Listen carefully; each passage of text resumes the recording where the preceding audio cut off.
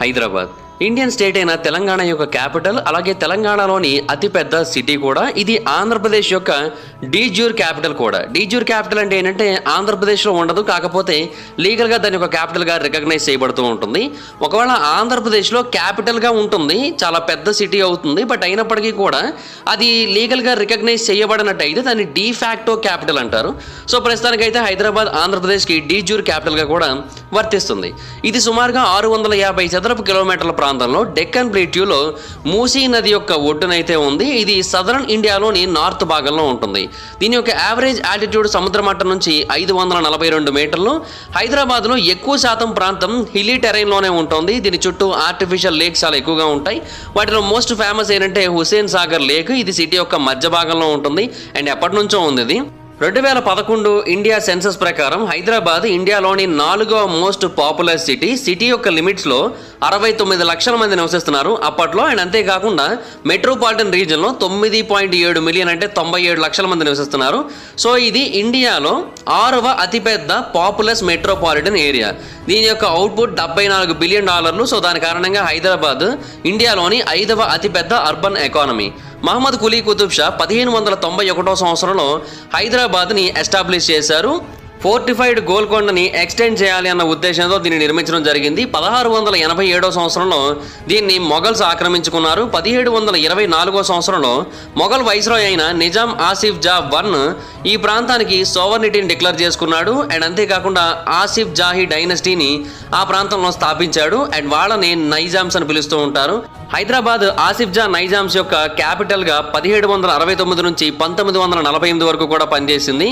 అప్పట్లో హైదరాబాద్ దేనికి క్యాపిటల్గా ఉండేదో తెలుసా? ప్రిన్స్లీ స్టేట్ ఆఫ్ హైదరాబాద్ క్యాపిటల్గా ఉండేది. అండ్ ఇందులోనే బ్రిటిష్ రెసిడెన్సీ కూడా ఉండేది. అండ్ అంతేకాకుండా కంటోన్మెంట్ కూడా ఉండేది 1947లో మనకు స్వాతంత్రం వచ్చేంత వరకు. అండ్ హైదరాబాద్ని 1948లో ఇండియన్ యూనియన్లో కలిపారు. అండ్ అప్పుడు హైదరాబాద్ స్టేట్ని కంటిన్యూ చేశారు అండ్ దాన్నే క్యాపిటల్గా కూడా కొనసాగించారు. అయితే ఆ తర్వాత 1956లో స్టేట్స్ రీఆర్గనైజేషన్ యాక్ట్ని తీసుకొచ్చినప్పుడు హైదరాబాద్ని కొత్తగా ఫామ్ చేసిన ఆంధ్రప్రదేశ్ స్టేట్ యొక్క క్యాపిటల్గా మార్చారు. 2014లో ఆంధ్రప్రదేశ్ని తెలంగాణ మరియు ఆంధ్రప్రదేశ్గా మార్చడం జరిగింది. అప్పుడు తెలంగాణకి క్యాపిటల్గా హైదరాబాద్ని ఇచ్చారు. కాకపోతే హైదరాబాద్ని ఆంధ్రప్రదేశ్ కూడా 10 సంవత్సరాల పాటు క్యాపిటల్గా ఉండేటట్టుగా అనౌన్స్ చేశారు. అది 2024తో ముగుస్తోంది. 1956 నుంచి కూడా ప్రెసిడెంట్ ఆఫ్ ఇండియా యొక్క వింటర్ ఆఫీస్ హైదరాబాద్లోనే ఉంటుంది. ఇక్కడ కులీ కుతుబ్ షా యొక్క అలాగే నైజాం యొక్క రిలిక్స్ ఇప్పటికీ కూడా మనకు కనబడుతూనే ఉంటాయి. చార్మినార్ హైదరాబాద్ని రిప్రజెంట్ చేస్తూ ఉంటుంది. మోడర్న్ ఎరా గురించి పక్కన పెట్టినట్టయితే ఇప్పటికీ కూడా మొఘల్ ఎంపైర్ యొక్క మూలాలు ఇప్పటికీ మనకు కనిపిస్తూ ఉంటాయి. ఇప్పటికీ కూడా హైదరాబాద్లో వేరు రకాల కల్చర్స్ అనేవి ఫాలో అవ్వబడుతూ ఉంటాయి. Paintings, hand crafts, jewellery, literature, dialects, clothing ఇలా అన్ని రకాల్లోని కూడా వేరు రకాల కల్చర్స్ అయితే ఉన్నాయి. కుజిన్ పరంగా అయితే ఇంకా చెప్పాల్సిన అవసరం లేదు. యునెస్కో క్రియేటివ్ సిటీ ఆఫ్ గ్యాస్ట్రోనమీగా హైదరాబాద్ సెలెక్ట్ అయింది కూడా. అండ్ తెలుగు ఫిల్మ్ ఇండస్ట్రీ ఇప్పుడు ఇండియాలోని టాప్ పొజిషన్ చేరుకుంది. అది కూడా హైదరాబాద్లోనే ఉంది. 19th సెంచరీ వరకు హైదరాబాద్ పెరల్ ఇండస్ట్రీకి బాగా ఫేమస్. అండ్ దానికోసమే దీనికి సిటీ ఆఫ్ పెరల్స్ అన్న పేరు కూడా పెట్టారు. అప్పట్లోని గోల్కొండ డైమండ్స్ మాత్రమే ఇండియాలోని బెస్ట్ ట్రేడింగ్ సెంటర్గా ఉండేది. ఇలాగ ఎన్నో హిస్టారికల్ ప్రాంతాలు ఉన్నాయి, ఎన్నో ట్రెడిషనల్ బజార్స్ ఉన్నాయి. అవి ఇప్పటికీ కూడా ఓపెన్గానే ఉన్నాయి. హైదరాబాద్ యొక్క సెంట్రల్ లొకేషన్ డెక్కన్ ప్లేట్యూ మరియు వెస్ట్రన్ ఘాట్ మధ్యలో ఉంటుంది. 20వ శతాబ్దం నుంచి పెరిగిన ఇండస్ట్రియలైజేషన్ కారణంగా మేజర్ ఇండియన్ రీసెర్చ్లు, మ్యానుఫ్యాక్చరింగ్, ఎడ్యుకేషన్, ఫైనాన్స్ ఇన్స్టిట్యూషన్స్ అన్నీ కూడా వచ్చాయి. 1990s నుంచి కూడా city Indian hub of pharmaceuticals మరియు బయోటెక్నాలజీగా మారిపోయింది. స్పెషల్ ఎకనామిక్ జోన్స్ చాలా పెద్ద సంఖ్యలో ఫామ్ అయ్యాయి. హైటెక్ సిటీ ఫామ్ అయింది. దాని కారణంగా ఎన్నో మల్టీనేషనల్ కంపెనీస్ వాటి యొక్క ఆపరేషన్స్ని హైదరాబాద్లో మొదలుపెట్టాయి. అటువంటి హైదరాబాద్ యొక్క చరిత్ర గురించి మనం పూర్తిగా తెలుసుకుందాం ఇప్పుడు ఈ వీడియోలో. So let's get into the video. Number 1, toponymy. Hyderabad యొక్క పేరు హైదర్ సిటీ అనే ఒక పేరు నుంచి వచ్చింది. హైదర్ సిటీ అంటే లయన్ సిటీ అని అర్థం. హైదర్ అంటే లయన్, అబాద్ అంటే సిటీ. కాలిపైన ఆలీ ఇబిన్ అబీ తాలిబ్ అనే ఒక వ్యక్తి యొక్క పేరు నుంచే ఈ పేరు పెట్టారు. అతనికి కూడా హైదర్ అన్న పేరు ఉంది. ఎందుకంటే అతను యుద్ధం వచ్చిందంటే లయన్ లాగే బిహేవ్ చేస్తుంటాడని అతనికి పేరుంది. సో అతని పేరు మీదుగా ఈ పేరు పెట్టారు. అయితే ఈ సిటీకి మొదట బాగ్ నగర్ అనే పేరు ఉంది. అంటే సిటీ ఆఫ్ గార్డెన్స్ అని అర్థం. ఆ తర్వాత హైదరాబాద్ అన్న పేరు పెట్టారు. యూరోపియన్ ట్రావెలర్స్ అయిన వాన్ పోజర్ మరియు తెవనాట్ వీళ్ళిద్దరూ కూడా 17వ శతాబ్దంలో కూడా ఈ ప్రాంతంలో బాగ్నగర్, హైదరాబాద్ ఈ రెండు పేర్లు ఎక్కువగా ఉపయోగించబడేవి అని అయితే వాళ్ళకు పుస్తకాలలో మెన్షన్ చేశారు. అయితే హైదరాబాద్ యొక్క పేరు గురించి ఇంకో కథ కూడా ఎక్కువగా వినిపిస్తూ ఉంటుంది. ఈ ప్రాంతాన్ని స్థాపించిన మహమ్మద్ కులీ కుతుబ్ షా దీనికి మొదట భాగ్యనగర్ అన్న పేరు పెట్టాడు. దానికి కారణం ఏంటంటే అతను ఒక నాట్యకారిని పెళ్లి చేసుకున్నాడు. ఆమె పేరు భాగమతి. ఆమె పేరు మీదుగా దీనికి పేరు పెట్టాడు. అయితే తర్వాత ఆమె ఇస్లాంలో కన్వర్ట్ అయింది. సో అప్పుడు దీనికి హైదర్ మహల్ అన్న పేరు పెట్టాడు. అండ్ ఆ తర్వాత హైదరాబాద్ అన్న పేరు వచ్చింది ఆమె యొక్క గుర్తుగా అయితే చెబుతూ ఉంటారు. సో ఇది ఎంతవరకు వాస్తవం అనేది ఎవరికి కూడా పూర్తిగా తెలియదు. అయితే ఈ హైదరాబాద్ యొక్క ఎర్లీ మరియు మిడివల్ హిస్టరీ గురించి తెలుసుకోవాలంటే 1851లో ఫిలిప్ మీడోస్ టేలర్ అనే ఒక వ్యక్తి హైదరాబాద్లోని కొన్ని మెగాలిథిక్ బరియల్ సైట్స్ని అలాగే కెయిన్ సర్కిల్స్ని కూడా హైదరాబాద్ యొక్క సబబ్స్లో కనుగొన్నాడు.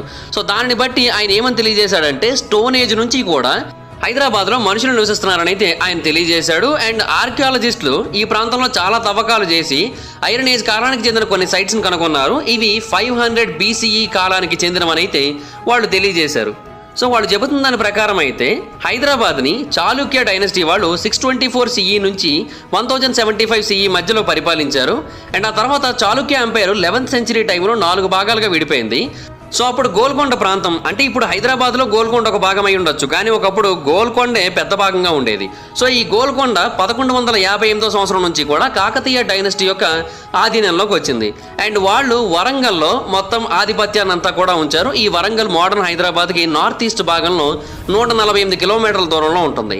కాకతీయ రూలర్ అయిన గణపతి దేవ 1199 నుంచి 1262 మధ్యలో ఆ ప్రాంతాన్ని పరిపాలించారు. అతను ఇక్కడ ఒక హిల్ టాప్ అవుట్ పోస్ట్ నిర్మించారు. అదే తర్వాత గోల్కొండ కోటగా మారింది. వెస్టర్న్ రీజియన్ డిఫెండ్ చేయడం కోసం దీన్ని నిర్మించారు. తర్వాత 1310వ సంవత్సరంలో కాల్జీ డైనస్టీ వాళ్ళు ఆ ప్రాంతాన్ని ఆక్రమించారు. ఎందుకంటే కాకతీయ డైనస్టీ వాళ్ళు ఢిల్లీ సుల్తానేట్కి చెందిన సుల్తాన్ అలావుద్దీన్ ఖాల్జీ యొక్క చేతుల్లో ఓడిపోయారు కాబట్టి. సో వాళ్ళు ఆ ప్రాంతాన్ని 1321 వరకు పరిపాలించారు. అయితే ఆ తర్వాత కాకతీయ డైనస్టీని కంప్లీట్గా మాలిక్ కాఫూర్ అంటే అలావుద్దీన్ ఖాల్జీ యొక్క జనరల్ ఆ ప్రాంతాన్ని పూర్తిగా ఆక్రమించేసుకున్నాడు. ఆ టైంలో అలావుద్దీన్ ఖాల్జీ కోహినూర్ డైమండ్ని తనతో పాటుగా తీసుకొని వెళ్ళిపోయాడు. ఈ కోహినూర్ డైమండ్ గోల్కొండలోని కొల్లూరు మైన్స్ నుంచి అయితే వచ్చింది. ఇది గుంటూరులో ఉంటుంది మోడర్న్ డేలో అయితే. కాకపోతే ఒకప్పుడు మాత్రం ఆ ప్రాంతం మొత్తాన్ని కూడా గోల్కొండ అని పిలిచేవారు. అయితే ఆ కోహినూర్ డైమండ్ తీసుకొని ఢిల్లీకి వెళ్ళిపోయాడు. ఆ తర్వాత మహమ్మద్ బిన్ తుగ్లక్ 1325లో ఢిల్లీ సుల్తాన్గా వచ్చాడు. ఆయన ఆ వరంగల్ని తుగ్లక్ డైనస్టీ కిందగా తీసుకొని వచ్చాడు. తర్వాత మాలిక్ మక్బూల్ తెలంగాణి అనే వ్యక్తి ఆ ప్రాంతానికి గవర్నర్గా అపాయింట్ అయ్యాడు.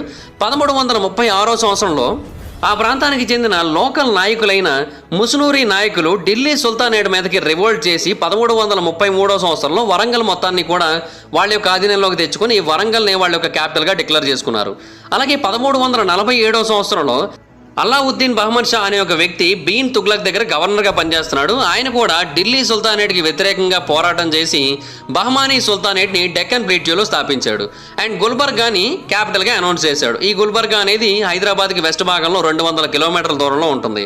అయితే ముస్నూరి నాయకులు వరంగల్లో ఉన్నారు, బహమనీ సుల్తాన్లు గుల్బర్గాలో ఉన్నారు. వీళ్ళు ఆ 1347 నుంచి 1364 వరకు కూడా చాలా యుద్ధాలు అయితే చేసుకున్నారు. బట్ ఫైనల్గా 1364 మరియు 1365 మధ్యలో ఒక పీస్ ట్రీటీ మీద సంతకం పెట్టుకున్నారు. అప్పుడు ముసునూరి నాయకులు గోల్కొండ ఫోర్ట్ని బహమనీ సుల్తాన్లకు ఇచ్చేశారు. బహమనీ సుల్తాన్లు ఆ ప్రాంతాన్ని 1518 వరకు రూల్ చేశారు. అండ్ డెక్కన్ ప్రాంతాన్ని రూల్ చేసిన మొట్టమొదటి ఇండిపెండెంట్ ముస్లిం రూలర్స్ కూడా వాళ్ళే. అయితే 1496వ సంవత్సరంలో సుల్తాన్ క్విల్ అనే ఒక వ్యక్తి బహమనీ గవర్నర్ ఆఫ్ తెలంగాణగా అపాయింట్ అయ్యాడు. ఆయన ఏం చేశాడంటే గోల్కొండ కోట బాగా పాతబడిపోయింది అండ్ అంతేకాకుండా దాన్ని మట్టితో నిర్మించారు అప్పట్లో. సో అందుకని దాన్ని ఇంకా కొత్తగా నిర్మించాలి, ఇంకా భారీగా నిర్మించాలనే ఉద్దేశంతో దాన్ని చాలా గొప్పగా నిర్మించాడు. హాయ్ ఫ్రెండ్స్, మీరు ఎప్పుడైనా సరే 5,000 రూపాయల ప్రోడక్ట్ 250 రూపాయలకు రావడాన్ని గమనించారా? లేదు కదా. కానీ అమెజాన్, ఫ్లిప్కార్ట్ లాంటి కంపెనీస్ ఏం చేస్తూ ఉంటాయంటే కొన్ని గోల్డెన్ హవర్స్ టైంలో మెగా డీల్స్ ఇస్తూ ఉంటాయి. ఆ డీల్స్ టైంలో ఒక్కొక్క ప్రోడక్ట్ మీద 90% నుంచి 95% వరకు డిస్కౌంట్ అయితే ఉంటుంది. అయితే ఈ డీల్స్ కోసం మీరు కాన్స్టెంట్గా ఆ యాప్స్ చెక్ చేస్తూ ఉండలేదు కదా. కానీ మీకోసం నేను వాటన్నిటిని కూడా కాన్స్టెంట్గా చెక్ చేస్తూ ఉంటాను. అండ్ దాంట్లో ఎప్పుడు ఏ డీల్ పెట్టినా కూడా ఇమీడియట్గా మీకు ఆ ప్రోడక్ట్ని అయితే షేర్ చేస్తాను. మీరు ఇమీడియట్గా ఆ ప్రోడక్ట్ని పర్చేస్ చేయొచ్చు దాని నుంచే. అండ్ అంతేకాదు కొన్ని ఎక్స్ట్రాడినరీ ప్రొడక్ట్స్ ఉంటాయి. వాటిని మీరు బయట ఎక్కడ కూడా చూడరు. వాటి గురించి కూడా నేను మీకు షేర్ చేస్తాను. మీరు సింపుల్గా చేయాల్సింది ఒకటే, కింద డిస్క్రిప్షన్లో మన టెలిగ్రామ్ ఛానల్ లింక్, మన వాట్సాప్ ఛానల్ లింక్, మన ఇన్స్టా బ్రాడ్కాస్ట్ ఛానల్ లింక్ ఉంటాయి. వీటిలో మీరు ఏ యాప్ ఎక్కువగా వాడతారో ఆ యాప్కి సంబంధించిన లింక్ మీద క్లిక్ చేసి ఆ యాప్లో ఉన్న మన ఛానల్ని ఫాలో అవ్వండి. దాంట్లో రెగ్యులర్గా చాలా ప్రొడక్ట్స్ అయితే మీకు అప్డేట్ అవుతూ ఉంటాయి. అండ్ ఆ ప్రొడక్ట్స్లో మీకు ఏది నచ్చినట్టయితే దాన్ని మీరు కొనుగోలు చేయొచ్చు వెంటనే. సో డిస్క్రిప్షన్లో లింక్స్ ఉన్నాయి, వెంటనే ఫాలో అవ్వండి. అండ్ అప్పుడు ఆ సిటీకి అతను మహమ్మద్ నగర్ అన్న పేరు పెట్టాడు. 1518 సంవత్సరంలో ఆయన కూడా బహమనీ సుల్తానేట్కి వ్యతిరేకంగా పోరాడి అతను కుతుబ్ షా డైనస్టీని స్థాపించాడు. ఆ తర్వాత 5th కుతుబ్ షాహీ సుల్తాన్ అయిన మహమ్మద్ కులీ కుతుబ్ షా 1591 సంవత్సరంలో మూసీ నది ఒడ్డున హైదరాబాద్ నగరాన్ని నిర్మించడం మొదలుపెట్టాడు. ఎందుకంటే బేసిక్గా గోల్కొండలో అప్పట్లో చాలా వాటర్ షార్టేజ్ ఉండేది. ఆ వాటర్ షార్టేజ్ని తప్పించుకోవడం కోసం దీన్ని మూసీ నది దగ్గరలో అయితే నిర్మించాలని నిర్ణయించుకున్నాడు. అతని యొక్క రూలింగ్ టైంలోనే అతను చార్మినార్ మరియు మక్కా మసీదుని అయితే నిర్మించాడు. 21 సెప్టెంబర్ 1687న గోల్కొండ సుల్తానేట్ మొఘల్ ఎంపరర్ అయిన ఔరంగజేబ్ యొక్క ఆధీనంలోకి వచ్చేసింది. అండ్ ఆ తర్వాత ఒక సంవత్సరం పాటు గోల్కొండ కోటని వాళ్ళ యొక్క ఆధీనంలో తీసుకున్నారు. ఆ తర్వాత ఆ ఎనెక్సర్ సిటీ అయిన హైదరాబాద్ని వాళ్ళు ఇంకొక పేరు పెట్టి పిలవడం మొదలుపెట్టారు. ఆ పేరు ఏంటంటే దారుల్ జిహాద్, అంటే హౌస్ ఆఫ్ వార్ అని అర్థం అనమాట. అయితే ఆ తర్వాత గోల్కొండకు కూడా పేరు మార్చేసి డెక్కన్ సూబా అన్న పేరు పెట్టారు, అంటే డెక్కన్ ప్రావిన్స్ అని అర్థం. ఆ తర్వాత క్యాపిటల్ని గోల్కొండ నుంచి ఔరంగాబాద్కి మార్చేశారు. ఈ ఔరంగాబాద్ హైదరాబాద్కి నార్త్ వెస్ట్ భాగంలో 550 కిలోమీటర్ల దూరంలో ఉంటుంది. ఇంకా హైదరాబాద్ యొక్క మోడర్న్ హిస్టరీ కనుక చూసినట్టయితే 1713 సంవత్సరంలో మొఘల్ ఎంపరర్ అయిన ఫరూక్ సియార్ అనే ఒక వ్యక్తి ముబారిజ్ ఖాన్ని గవర్నర్గా అపాయింట్ చేశాడు హైదరాబాద్కి. అతని యొక్క టెన్యూర్ టైంలో అతను హైదరాబాద్ నగరాన్ని చాలా అద్భుతంగా మార్చాడు. హైదరాబాద్ యొక్క ఇంటర్నల్ మరియు నైబరింగ్ థ్రెట్స్ అన్నింటినీ కూడా బాగా కంట్రోల్ చేశాడు. తర్వాత 1714 సంవత్సరంలో ఫరూక్ సియార్ ఆసిఫ్ జా వన్ని డెక్కన్ ప్రాంతానికి వైస్రాయ్గా నియమించాడు. అయితే అతనికి అప్పుడు పెట్టిన పేరు ఏంటంటే నిజాం ఉల్ ముల్క్, అంటే అడ్మినిస్ట్రేటర్ ఆఫ్ ద రెల్మ్ అని అర్థం అనమాట. 1721లో ఆయన్ని మొఘల్ ఎంపరర్కి ప్రైమ్ మినిస్టర్గా కూడా అనౌన్స్ చేశారు ఆసిఫ్ జా వన్ని. అయితే వాళ్ళ మధ్య అభిప్రాయ భేదాలు చాలా ఎక్కువగా వస్తూ ఉండడం వల్ల 1723లో ఆసిఫ్ జా వన్ ఆ ప్రాంతాన్ని అంతటినీ కూడా వదిలేశాడు. అయితే ఆసిఫ్ జా వన్ యొక్క ఆపోనెంట్స్ యొక్క ఇన్ఫ్లుయెన్స్ కారణంగా మొఘల్ ఎంపరర్ అయిన మహమ్మద్ షా ఏం చేశాడు, ఆసిఫ్ జా వన్ని ఆపడం కోసం ముబారిజ్ ఖాన్కి ఒక డిక్రీని ఇష్యూ చేశాడు. సో దీని కారణంగా బ్యాటిల్ ఆఫ్ షాకర్ ఖేదా అనేది స్టార్ట్ అయింది. 1724లో ఆసిఫ్ జా వన్ ముబారిజ్ ఖాన్ని ఓడించేశాడు అండ్ డెక్కన్ ప్రాంతంలో తన యొక్క ఆటోనామీని ఎస్టాబ్లిష్ చేశాడు. సో అప్పుడు ఆ ప్రాంతానికి హైదరాబాద్ డెక్కన్ అన్న పేరు పెట్టాడు. అండ్ అప్పటి నుంచి కూడా తన యొక్క డైనస్టీని మొదలు పెట్టాడు. ఆ డైనస్టీ పేరు ఆసిఫ్ జాహీ డైనస్టీ. అండ్ వాళ్ళకి అంతకు ముందున్న నిజాం ఉల్ ముల్క్ అనే ఒక టైటిల్ ఏదైతే ఉందో దాన్ని మళ్ళీ వెనక్కి తెచ్చుకున్నారు. అండ్ అప్పటి నుంచి కూడా ఆసిఫ్ జాహీ నిజామ్స్ అని, లేదంటే నిజామ్స్ ఆఫ్ హైదరాబాద్ అని వాళ్ళని పిలవడం మొదలుపెట్టారు. అయితే ఆసిఫ్ జా వన్ 1748లో చనిపోయాడు. దాని కారణంగా ఆ ప్రాంతంలో పొలిటికల్ అన్రెస్ట్ అయితే క్రియేట్ అయింది. అతని కొడుకులు మరియు అతని గ్రాండ్ సన్స్ ఎక్కువ కాలం పాటు ఆ ప్రాంతాన్ని పరిపాలించలేకపోయారు. నాసిర్ జంగ్ ఏమో 1748 నుంచి 1750 వరకే పరిపాలించాడు. ముజఫర్ జంగ్ ఏమో 1750 నుంచి 1751 వరకే పరిపాలించాడు. సలబాద్ జంగ్ కూడా 1751 నుంచి 1762 వరకే పరిపాలించాడు. ఇతను కొంచెం నయమే, కాకపోతే మిగతా వాళ్ళు ఇంకా దారుణంగా చేశారు. బట్ ఇది కూడా ఒక పొలిటికల్ అన్రెస్ట్ అయితే క్రియేట్ చేసింది ఆ ప్రాంతంలో. సో అవకాశం కోసం ఎదురు చూస్తున్న నైబరింగ్ స్టేట్స్కి, కొలోనియల్ ఫారినర్ ఫోర్సెస్కి ఇది కొంచెం సహాయం చేసినట్టు అయింది. అయితే ఆసిఫ్ జా టూ ఆ ప్రాంతాన్ని పరిపాలించడం మొదలుపెట్టాడు. తర్వాత అతను 1762లో ఆ ప్రాంతాన్ని రూల్ చేయడం మొదలుపెట్టాడు. బట్ అతను ఏంటంటే ఆ ఇన్స్టెబిలిటీని ఎండ్ చేశాడు. అతను 1762 నుంచి 1803 సంవత్సరం వరకు పరిపాలించాడు. సో 1768 సంవత్సరంలో అతను ట్రీటీ ఆఫ్ మచిలీపట్నం అనే ఒక దాని మీద సైన్ చేశాడు. ఇది ఈస్ట్ ఇండియా కంపెనీ వాళ్ళతో సైన్ చేశాడు. సో ఈస్ట్ ఇండియా కంపెనీ ఈ ప్రాంతంలో తమ యొక్క సర్వీసెస్ అన్నింటినీ కూడా పెంచుకుంటూ వచ్చింది. వాళ్ళ యొక్క ఫిక్స్డ్ యాన్యువల్ రెంట్ని నైజాం ప్రభుత్వానికి ఇవ్వాల్సి ఉంటుంది. కాకపోతే వాళ్ళకి ఆ ప్రాంతం మీద చాలా కంట్రోల్ వస్తుంది, కోరమాండల్ కోస్ట్ మీద. అండ్ అంతేకాకుండా వాళ్ళ ఆ ప్రాంతంలో ట్యాక్సెస్ కూడా కలెక్ట్ చేయొచ్చు. 1769లో హైదరాబాద్ సిటీ ఆసిఫ్ జాహీ నిజామ్స్ యొక్క ఫార్మల్ క్యాపిటల్గా మారిపోయింది. అండ్ అదే టైంలో వేరు వేరు వ్యక్తుల నుంచి రెగ్యులర్గా థ్రెట్స్ రావడం మొదలుపెట్టాయి. హైదర్ అలీ, ఇతను మైసూర్ యొక్క దాల్వాయ్. అలాగే బాజీరావు, ఇతను మరాఠా ఎంపైర్ యొక్క పేష్వా.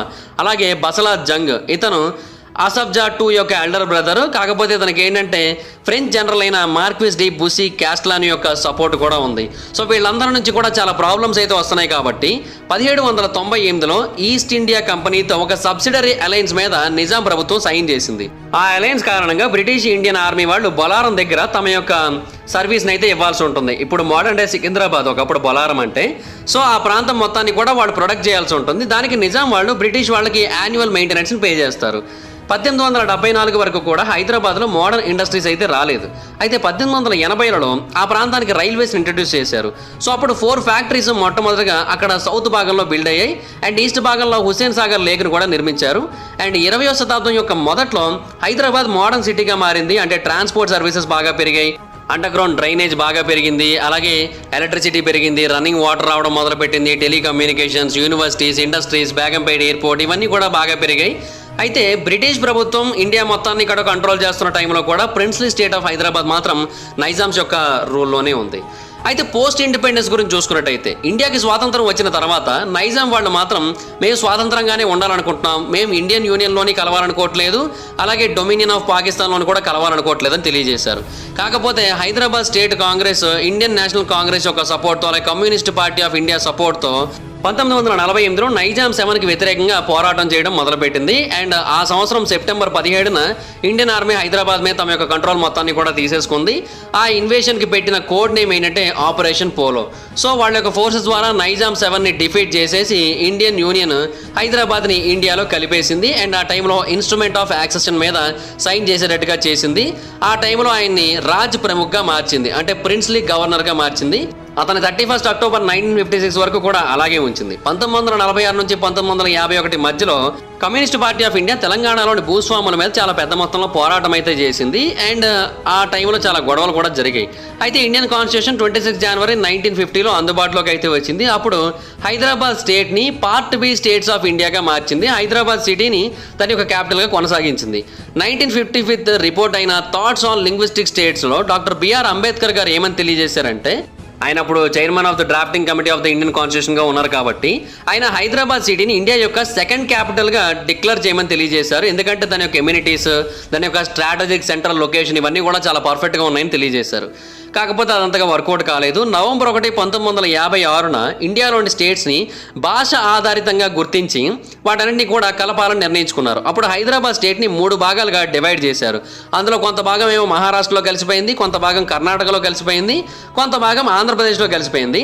సో ఆ టైంలో హైదరాబాద్ స్టేట్లో 9 తెలుగు మరియు ఉర్దూ స్పీకింగ్ డిస్ట్రిక్ట్స్ ఉన్నాయి. ఇవన్నీ కూడా తెలంగాణ ప్రాంతానికి అయితే వచ్చాయి. వాటన్నింటి కలిపి తెలుగు మాట్లాడే ఆంధ్ర స్టేట్తో కలిపి ఆంధ్రప్రదేశ్ని క్రియేట్ చేశారు. క్యాపిటల్గా హైదరాబాద్ని అయితే ఉంచారు. ఆ టైంలో చాలా ప్రొటెస్టులు జరిగాయి. తెలంగాణ మూమెంట్ అనేది కూడా అప్పట్లోనే క్రియేట్ అయింది. అండ్ తెలంగాణ స్టేట్ని సెపరేట్గా ఉంచాలి, దాన్ని కలపకూడదని అయితే చాలామంది కోరారు. బట్ అప్పట్లో ఎటువంటి యాక్షన్స్ అయితే తీసుకోలేదు. బట్ 1969లో చాలా సివియర్గా జరిగాయి డిస్కషన్స్. 1972లో కూడా జరిగాయి. మళ్ళీ 2010లో 3వ మూమెంట్ జరిగింది. అండ్ చాలా రకాల డిస్కషన్స్ అయ్యాయి. మధ్యలో చాలా దాడులు కూడా జరిగాయి. దిల్సుఖ్ నగర్లో 2002లో జరిగిన దాడిలో 2 చనిపోయారు. అండ్ 2007 మే మరియు ఆగస్టులో జరిగిన ఉగ్రవాద దాడుల కారణంగా చాలా పెద్ద మొత్తంలో అలజడి క్రియేట్ అయింది. ఫిబ్రవరి 2013న మరొక 2 బాంబులు ఎక్స్ప్లోడ్ అయ్యాయి.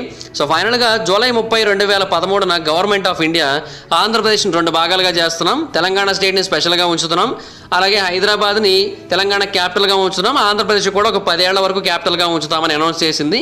అండ్ అక్టోబర్ 3, 2013 యూనియన్ క్యాబినెట్ దీన్ని అప్రూవ్ చేసింది ప్రపోజల్ని. ఫిబ్రవరి 2014న 2 హౌసెస్ కూడా పార్లమెంట్లో దీన్ని యాక్సెప్ట్ చేసి తెలంగాణ బిల్ని.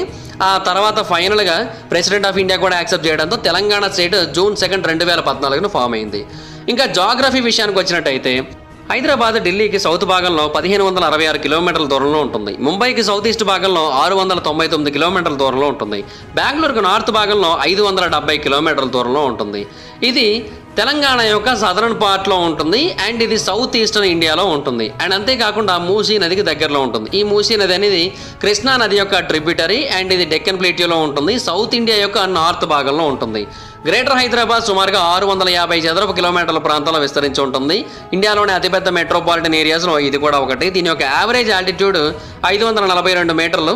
హైదరాబాద్ యొక్క కింద భాగంలో ఉన్న నేల ఎక్కువగా గ్రే మరియు పింక్ గ్రానైట్ ని కలిగి ఉంటుంది. అది కూడా స్లోపింగ్ టెరైన్ అండ్ ఎక్కువగా చిన్న చిన్న కొండలు అయితే ఉంటాయి. అతిపెద్ద కొండ అయితే బంజారా హిల్స్. ఇది సముద్ర మట్టానికి 672 మీటర్ల ఎత్తులో ఉంటుంది.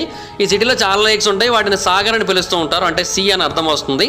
కాకపోతే వాటిలో కొన్ని మూసీ నది కోసం క్రియేట్ చేసిన ఆర్టిఫిషియల్ లేక్స్ కూడా ఉన్నాయి. ఫర్ ఎగ్జాంపుల్ హుసేన్ సాగర్ తీసుకుంటే దీన్ని 1562లో సిటీ యొక్క సెంటర్లో నిర్మించారు.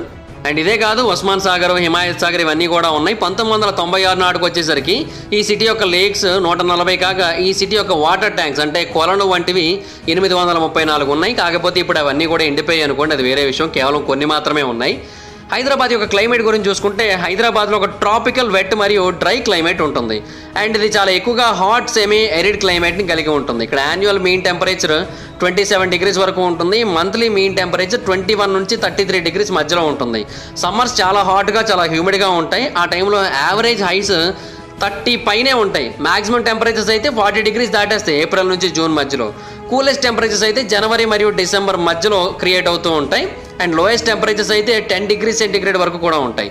మే అనేది హాటెస్ట్ మంత్. ఆ టైంలో టెంపరేచర్స్ రోజువారీ టెంపరేచర్స్ 26 నుంచి 39 డిగ్రీస్ వరకు ఉంటాయి. December coldest month. అక్కడ టెంపరేచర్స్ 14.5 డిగ్రీస్ నుంచి 28 డిగ్రీస్ వరకు ఉంటాయి. హెవీ రెయిన్ఫాల్ అనేది మనకి సౌత్ వెస్ట్ సమ్మర్ మాన్సూన్ టైంలో వస్తుంది, అంటే జూన్ మరియు అక్టోబర్ మధ్యలో వస్తుంది. హైదరాబాద్కి ఎక్కువగా వచ్చే యాన్యువల్ రెయిన్ఫాల్ దీని నుంచే వస్తుంది. అండ్ నవంబర్ 1891 నుంచి రికార్డ్స్ ప్రకారంగా చూసుకున్నట్టయితే హెవీయెస్ట్ రెయిన్ఫాల్ ఒక రోజులో క్రియేట్ అయింది అయితే 24 ఆగస్టు 2000 సంవత్సరం. ఆ రోజు 241.5 మిల్లీమీటర్ల వర్షపాతం నమోదైంది, అంటే సుమారుగా 10 ఇంచుల వర్షపాతం నమోదైంది. అండ్ హైయెస్ట్ టెంపరేచర్ ఇప్పటివరకు రికార్డ్ అయింది అయితే 2 జూన్ 1966 45.5 డిగ్రీ సెంటిగ్రేడ్ నమోదైంది. లోయెస్ట్ టెంపరేచర్ చూసుకుంటే 6.1 డిగ్రీ సెంటిగ్రేడ్ నమోదైంది. అది 8 జనవరి 1946 నమోదైంది. ఈ సిటీ ప్రతి ఏడాది కూడా సుమారుగా 2731 గంటల సన్ షైన్ రిసీవ్ చేసుకుంటుంది. And maximum daily sunlight exposure అనేది ఫిబ్రవరిలో ఉంటుంది. అండ్ హైదరాబాద్ యొక్క కన్జర్వేషన్ కనుక చూసుకున్నట్టయితే హైదరాబాద్లో లేక్స్ అలాగే స్లోపింగ్ టెరైన్ ఇవన్నీ కూడా లో లయింగ్ హిల్స్ కారణంగా చాలా ప్రాపర్గా ఉంటూ ఉంటాయి. సో హైదరాబాద్లో ఫ్లోరా మరియు ఫానాకి పెద్దగా రిస్క్ అయితే ఏమీ లేదు. అండ్ అవకాశాలు కూడా ఎక్కువే ఉన్నాయి అవి పెరగడానికి. అయితే ఇదంతా కూడా ఒకప్పటి మాట. 2016 సంవత్సరం నాటికి వచ్చేసరికి సిటీ యొక్క టోటల్ ఏరియాలో ట్రీస్ కవర్ చేసిన ప్రాంతం 1.7%. 1996 నాటికి ఇది 2.7% ఉండేది, అంటే 1% తగ్గిపోయింది. అండ్ ఫారెస్ట్ ఏరియా చాలా ఎక్కువగానే ఉంది, బట్ అది కూడా మెల్లిమెల్లిగా తగ్గిపోతుందేమో అని అనుమానం అయితే క్రియేట్ అవుతుంది. ఎకలాజికల్గా బయోలాజికల్గా ఆ ఫారెస్ట్ ఏరియాస్ చాలా వరకు హెల్ప్ చేస్తున్నాయి.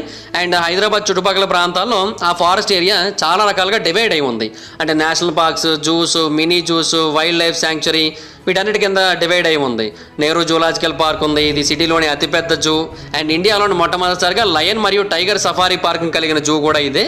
అండ్ హైదరాబాద్లో మొత్తంగా 3 నేషనల్ పార్క్స్ ఉన్నాయి. Mrugavani national park, Mahavir హరిణా వనస్థల national park, కాసు బ్రహ్మానందరెడ్డి నేషనల్ పార్క్ అంటే కేబీఆర్ పార్క్. అది కాకుండా మంజీరా వైల్డ్ లైఫ్ శాంక్చురీ కూడా ఉంటుంది. ఇది సిటీకి సుమారుగా 50 కిలోమీటర్ల దూరంలో ఉంటుంది. హైదరాబాద్ యొక్క వేరే ఎన్విరాన్మెంటల్ రిజర్వ్స్ ఏంటి అంటే Kotla Vijay Bhaskar Reddy botanical gardens, Ameenpur lake, Shamirpet lake, Hussain Sagar, Fox Sagar lake, Mir Alam tank, Patan Cheruvu lake, ఇంకా చాలానే ఉంటాయి. వీటిలో కొన్ని ఏంటంటే సీజనల్ మైగ్రేటరీ బర్డ్స్ని అట్రాక్ట్ చేస్తూ ఉంటాయి ప్రపంచంలోని వేరు ప్రాంతాల నుంచి. ఈ ప్రాంతంలో ఆ వైల్డ్ లైఫ్ని ప్రొటెక్ట్ చేయడానికి, ఎన్విరాన్మెంట్ని ప్రొటెక్ట్ చేయడానికి చాలా ఆర్గనైజేషన్స్ కూడా ఉన్నాయి. Telangana forest department, Indian council of forestry research and education, international crops research institute for the semi arid tropics, ICRISAT, animal welfare board of India, blue cross of Hyderabad, university of Hyderabad ఇవన్నీ కూడా ఉన్నాయి. ఇంకా administration విషయానికి వచ్చినట్టయితే already చెప్పాను కదా, తెలంగాణకి మరియు ఆంధ్రప్రదేశ్ కూడా ఇది ఒక 10 ఏళ్ల వరకు క్యాపిటల్గా ఉంటుంది. 2024 వరకే అదంతా కూడా. బట్ ఆ తర్వాత కంప్లీట్గా తెలంగాణకి క్యాపిటల్ కింద షిఫ్ట్ అయిపోతుంది. సో లోకల్ గవర్నమెంట్ గురించి కనుక చూసుకున్నట్టయితే greater Hyderabad municipal corporation GHMC ఇది హైదరాబాద్లోని సివిక్ ఇన్ఫ్రాస్ట్రక్చర్ మొత్తాన్ని కూడా చూసుకుంటుంది. హైదరాబాద్లో GHMC యొక్క 6 అడ్మినిస్ట్రేటివ్ జోన్స్ ఉన్నాయి. South zone Charminar, east zone LB Nagar, west zone Serilingampally, north zone Kukatpally, north east zone Secunderabad, central zone Khairatabad. And ఈ జోన్స్ అన్ని కూడా 30 సర్కిల్స్ని కలిగి ఉంటాయి. అండ్ వాటిలో మొత్తంగా 150 మున్సిపల్ వార్డ్స్ ఉంటాయి. వాటన్నిటికీ కూడా కార్పొరేటర్స్ ఉంటారు. వాళ్ళని పాపులర్ ఓటు ద్వారా ఎన్నుకోవడం జరుగుతుంది. 2020 నాటికి ఈ సిటీలో మొత్తంగా 74 లక్షల మంది ఓటర్స్ ఉన్నారు. అందులో మగవాళ్ళు 38,50,000 మంది కాగా ఆడవాళ్ళు 35 లక్షల మంది ఉన్నారు. అండ్ కార్పొరేటర్స్ ఏమో మేయర్ని ఎన్నుకుంటారు. మేయర్ జిహెచ్ఎంసీ యొక్క హెడ్గా ఉంటారు. కాకపోతే ఎగ్జిక్యూటివ్ పవర్స్ మాత్రం మున్సిపల్ కమిషనర్ చేతుల్లో ఉంటాయి. ఆ మున్సిపల్ కమిషనర్ని స్టేట్ గవర్నమెంట్ అపాయింట్ చేస్తుంది. తర్వాత జిహెచ్ఎంసీ సిటీ యొక్క ఇన్ఫ్రాస్ట్రక్చర్ వర్క్ అన్నింటినీ కూడా చూసుకోవాల్సి ఉంటుంది. అంటే ఫర్ ఎగ్జాంపుల్ ఆ రోడ్స్ని నిర్మించడం, వాటిని మెయింటైన్ చేయడం, డ్రైన్స్ నిర్మించడం, వాటిని మెయింటైన్ చేయడం, అండ్ అలాగే టౌన్ ప్లానింగ్ ఏదైతే ఉందో కన్స్ట్రక్షన్ రిలేటెడ్గా దాన్ని చూసుకోవడం, రెగ్యులేట్ చేయడం, మున్సిపల్ మార్కెట్స్ని, పార్క్స్ని మెయింటైన్ చేయడం, సాలిడ్ వేస్ట్ మేనేజ్మెంట్ చూసుకోవడం, బర్త్ మరియు డెత్ సర్టిఫికేట్ ఇష్యూ చేయడం, ట్రేడ్ లైసెన్స్ ఇష్యూ చేయడం, ప్రాపర్టీ ట్యాక్స్ కలెక్ట్ చేయడం, కమ్యూనిటీ వెల్ఫేర్ సర్వీసెస్ని మేనేజ్ చేసుకోవడం, అంటే మదర్ మరియు చైల్డ్ హెల్త్ కేర్ సర్వీసెస్ ఏవైతే ఉంటాయో వాటిని చూడటం, ప్రీ స్కూల్ మరియు నాన్ ఫార్మల్ ఎడ్యుకేషన్ అందించడం, ఇవన్నీ కూడా చూసుకోవాల్సి ఉంటుంది. జిహెచ్ఎంసీ ఏప్రిల్ 2007న ఫామ్ అయింది. దాన్ని మున్సిపల్ కార్పొరేషన్ ఆఫ్ హైదరాబాద్ని కొన్ని మున్సిపాలిటీస్ని కలిపి అప్పట్లో ఫామ్ చేశారు. అండ్ సికింద్రాబాద్ కంటోన్మెంట్ బోర్డు ఒక స్పెషల్ సివిక్ అడ్మినిస్ట్రేషన్ ఏజెన్సీ. ఇది సుమారుగా 40.1 చదరపు కిలోమీటర్ల ప్రాంతంలో విస్తరించి ఉంటుంది. ఆ ప్రాంతంలో చాలా మిలిటరీ క్యాంప్స్ కూడా ఉన్నాయి. ఉస్మానియా యూనివర్సిటీ స్పెషల్గా ఒక ఓన్ అడ్మినిస్ట్రేషన్ కలిగి ఉంది. యూనివర్సిటీ అథారిటీ అయితే నడుపుతూ ఉంటుంది.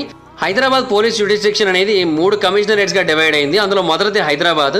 దీన్ని 1847లో ఎస్టాబ్లిష్ చేశారు. ఇది ఇండియాలోని అత్యంత పురాతనమైన పోలీస్ కమిషనరేట్. తర్వాత రెండోది సైబరాబాద్, మూడోది రాచకొండ. ఈ మూడింటికి కూడా ఒక కమిషనర్ ఉంటారు స్పెషల్గా, అండ్ వాళ్ళు ఐపీఎస్ ఆఫీసర్స్. వీళ్ళందరూ కూడా తెలంగాణ పోలీసుల కిందకు వస్తారు. వాళ్ళందరూ కూడా హోమ్ మినిస్ట్రీ కిందకు వస్తారు. Hyderabad police area, Hyderabad district, GHMC ఇవన్నీ కూడా Hyderabad metropolitan development authority HMDA కిందకు వస్తాయి. ఈ హెచ్ఎండిఏ ఏంటంటే చాలా రకాల డెవలప్మెంట్ యాక్టివిటీస్ని చేయాల్సి ఉంటుంది జిహెచ్ఎంసీలో అండ్ దాని యొక్క సబర్బన్ మున్సిపాలిటీస్లో. వీటన్నిటిలోని కూడా డెవలప్మెంట్ వర్క్ చేయాల్సి ఉంటుంది. For example Hyderabad metropolitan water supply and sewage board, HMWSSB, ఇటువంటివన్నీ కూడా చేయాల్సి ఉంటుంది. ఈ హెచ్ఎండబ్ల్యూఎస్ఎస్బి యొక్క పని ఏంటి అంటే రెయిన్ వాటర్ హార్వెస్టింగ్ చేయడం, సూవేజ్ సర్వీసెస్ చేయడం, వాటర్ సప్లై చేయడం, ఇదంతా కూడా చేయడం. 2005లో హెచ్ఎండబ్ల్యూఎస్ఎస్బి 116 కిలోమీటర్ల పొడవున్న వాటర్ సప్లై పైప్ లైన్ని నాగార్జున సాగర్ డ్యామ్ నుంచి సిటీకి స్టార్ట్ చేయడం మొదలుపెట్టింది. ఎందుకంటే పెరుగుతున్న డిమాండ్ని మీట్ అవ్వడం కోసం. అలాగే Telangana southern power distribution company limited కూడా ఎలక్ట్రిసిటీని సప్లై చేస్తూ ఉంటుంది. 2014 నాటికి సిటీలో 15 ఫైర్ స్టేషన్స్ ఉన్నాయి. అండ్ తెలంగాణ స్టేట్ డిజాస్టర్ మరియు ఫైర్ రెస్పాన్స్ డిపార్ట్మెంట్ వాళ్ళు వీటిని ఏర్పాటు చేయడం జరిగింది.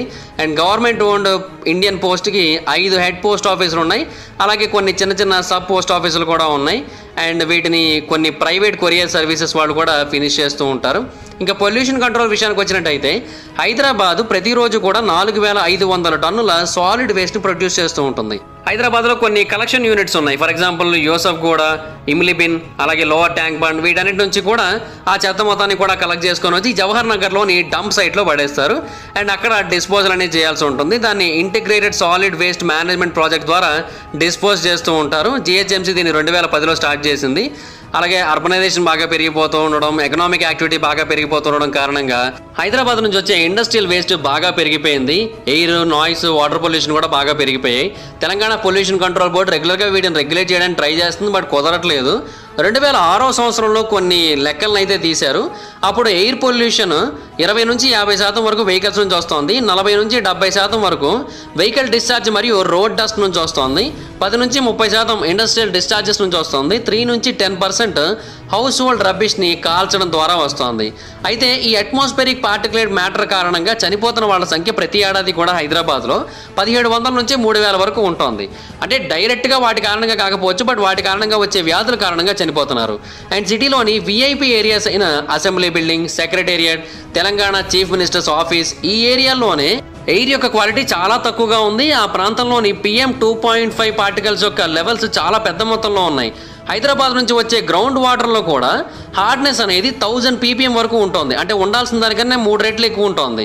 బేసిక్గా ఒకప్పుడు ఇదే మెయిన్ డ్రింకింగ్ వాటర్ సోర్స్గా ఉండేది. కాకపోతే పాపులేషన్ పెరిగిపోవడం వలన, డిమాండ్ బాగా పెరిగిపోవడం వలన ఆ గ్రౌండ్ వాటర్ లెవెల్స్ తగ్గిపోయాయి. రివర్స్, లేక్స్ ఎండిపోయాయి. సో కేవలం కొన్ని మాత్రమే మిగిలాయి. సో దాని కారణంగా ఏంటంటే ఇప్పుడు వేరే చోటు నుంచి వాటర్ని తీసుకొని వచ్చి వాటన్నింటినీ కూడా సప్లై చేస్తున్నారు. అండ్ ఇంకొక ప్రాబ్లం ఏంటంటే ఇండస్ట్రియల్ ట్రీట్మెంట్ ప్లాంట్స్ కారణంగా చాలా పెద్ద మొత్తంలో వాటర్ సోర్స్ అన్నీ కూడా పొల్యూట్ అయిపోయాయి. అది కూడా ఒక పెద్ద ప్రాబ్లం అయిపోయింది. ఇంకా హైదరాబాద్లోని హెల్త్ కేర్ విషయానికి వచ్చినట్టయితే హైదరాబాద్లో దీనికి సంబంధించి కొంత ప్లానింగ్ అయితే ఉంది. అండ్ ఆ ప్లానింగ్ అదంతా కూడా commissionerate of health and family welfare చూసుకుంటూ ఉంటుంది. 2010-2011 నాటికి హైదరాబాద్లో 50 గవర్నమెంట్ హాస్పిటల్స్ ఉన్నాయి, 300 ప్రైవేట్ మరియు చారిటీ హాస్పిటల్స్ ఉన్నాయి, 194 నర్సింగ్ హోమ్స్ ఉన్నాయి. వాటిలో 12,000 హాస్పిటల్ బెడ్స్ ఉన్నాయి. సో ఉండాల్సిన దానికంటే దాదాపుగా సగం మాత్రమే ఉన్నాయి. ఎందుకంటే కావాల్సింది 25,000 బెడ్స్. హైదరాబాద్లో ప్రతి 10,000 మందికి అప్పటి లెక్కల ప్రకారం 17.6 హాస్పిటల్ బెడ్స్ ఉన్నాయి, 9 మంది స్పెషలిస్ట్ డాక్టర్స్ ఉన్నారు, 14 మంది నర్సులు ఉన్నారు, 6 ఫిజిషియన్స్ ఉన్నారు. సో నిజానికి చాలా తక్కువ అని చెప్పొచ్చు. సిటీలో 4,000 ఇండివిజువల్ క్లినిక్స్ ఉన్నాయి. తర్వాత అవి పెరుగుతూ వచ్చాయి హాస్పిటల్స్ అన్నీ కూడా, కాకపోతే జనాభా కూడా పెరుగుతూ వచ్చిందిగా, అది ప్రాబ్లం. ప్రైవేట్ క్లినిక్స్ని చాలామంది ప్రిఫర్ చేస్తున్నారు, ఎందుకంటే దూరం తక్కువ, దగ్గరలోనే ఉంటాయి, అండ్ అంతేకాకుండా కొంచెం క్వాలిటీ ఉంటుంది, కేరింగ్ ఎక్కువ ఉంటుంది, గవర్నమెంట్ ఫెసిలిటీస్లో వెయిటింగ్ టైమ్స్ ఎక్కువ, అవేవి ఇక్కడ ఉండవు. సో వీటన్నింటినీ కూడా కన్సిడరేషన్లో తీసుకొని ఆ ప్రైవేట్ క్లినిక్స్కి ఎక్కువగా ప్రియారిటీ అయితే ఇస్తున్నారు. అండ్ 2005 నాటి నేషనల్ ఫ్యామిలీ హెల్త్ సర్వే యొక్క లెక్కల ప్రకారం సుమారుగా 24% మంది గవర్నమెంట్ హెల్త్ ఇన్సూరెన్స్ పథకాల ద్వారా కవర్ అవుతున్నారని తెలియజేశారు. అండ్ 2012లో చాలా ప్రైవేట్ హాస్పిటల్స్ బాగా కన్స్ట్రక్ట్ అవ్వడం మొదలుపెట్టాయి. అండ్ కరోనా టైంలో, కరోనా తర్వాత ఇంకా బాగా పెరిగిపోయాయని చెప్పాలి. అండ్ హైదరాబాద్లో అవుట్ పేషెంట్, ఇన్ పేషెంట్ ఫెసిలిటీస్లో యునానీ, హోమియోపతి, ఆయుర్వేదిక్ ట్రీట్మెంట్స్ ఎక్కువగా వాడుతూ ఉంటారు. 2005 సర్వే ప్రకారం హైదరాబాద్లో ఉన్న టోటల్ ఫెర్టిలిటీ రేటు 1.8. సో ఇది రీప్లేస్మెంట్ రేట్ కంటే తక్కువే ఉంది.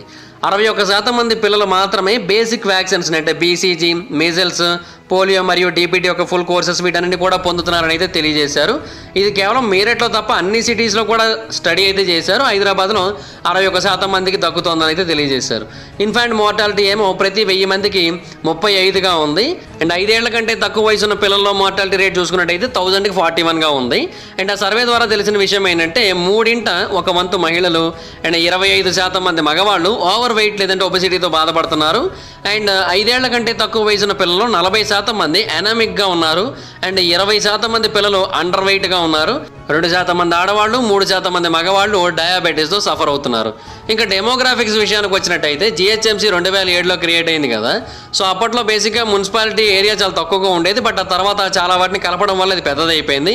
సో పాపులేషన్ కూడా దాని కారణంగా సడన్గా పెరిగినట్టు మనకు కనిపిస్తూ ఉంటుంది, బట్ అదంతా కూడా కలపడం వల్ల. బట్ 24% మంది మైగ్రెంట్స్ ఉంటున్నారని తెలియజేశారు. అంటే వీళ్ళందరూ కూడా వేరు వేరు ప్రాంతాల నుంచి వచ్చారు. వీళ్ళు ఆంధ్రప్రదేశ్ని క్యాలిక్యులేట్ చేయరు, ఎందుకంటే ఆంధ్రప్రదేశ్ నుంచి వచ్చిన వాళ్ళందరూ కూడా హైదరాబాద్ క్యాపిటల్ కాబట్టి వాళ్ళు వాళ్ళ స్టేట్లో ఉంటున్నట్టే. సో 24% మంది ఆంధ్రప్రదేశ్, తెలంగాణ కాకుండా వేరే స్టేట్స్ నుంచి వచ్చి హైదరాబాద్లో ఉంటున్నట్టుగా తెలియజేశారు. సో హైదరాబాద్ అప్పట్లో 4th most popular city and దాని యొక్క పాపులేషన్ డెన్సిటీ ప్రతి చదరపు కిలోమీటర్కి 18,480గా ఉంది.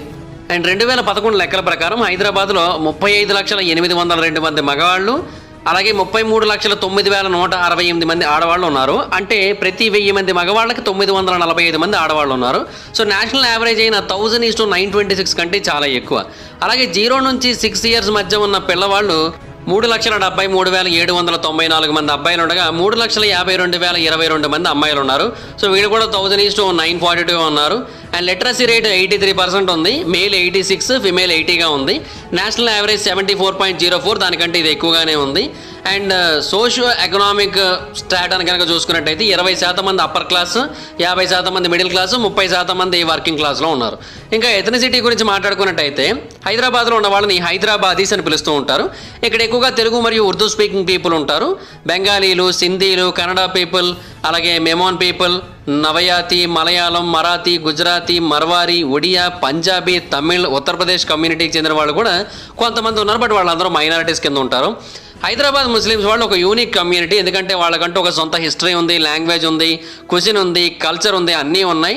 అండ్ వాళ్ళు ఎన్నో డైనస్టీలను దాటుకుంటూ వచ్చారు. ఇంతకుముందు రూల్ చేసిన వాళ్ళందరిలోని కూడా వీళ్ళు ఉన్నారు. Hadrami Arabs, African Arabs, Armenians, Abyssinians, Iranians, Pathans, Turkish people వీళ్ళు కూడా ఉన్నారు. అండ్ వీళ్ళందరూ మైనారిటీస్ కింద ఉండేవారు. కాకపోతే నిజానికి చెప్పాలంటే హద్రామీ అరబ్స్ చాలా ఎక్కువగానే ఉండేవారు. కాకపోతే హైదరాబాద్ స్టేట్ ఇండియన్ యూనియన్లో కలిసిపోయిన తర్వాత వాళ్ళ యొక్క సంఖ్య అనేది చాలా వరకు తగ్గిపోయింది. ఇంకా రిలీజియన్ విషయానికి వచ్చినట్టయితే హైదరాబాద్లో హిందూసే మెజారిటీగా ఉంటారు.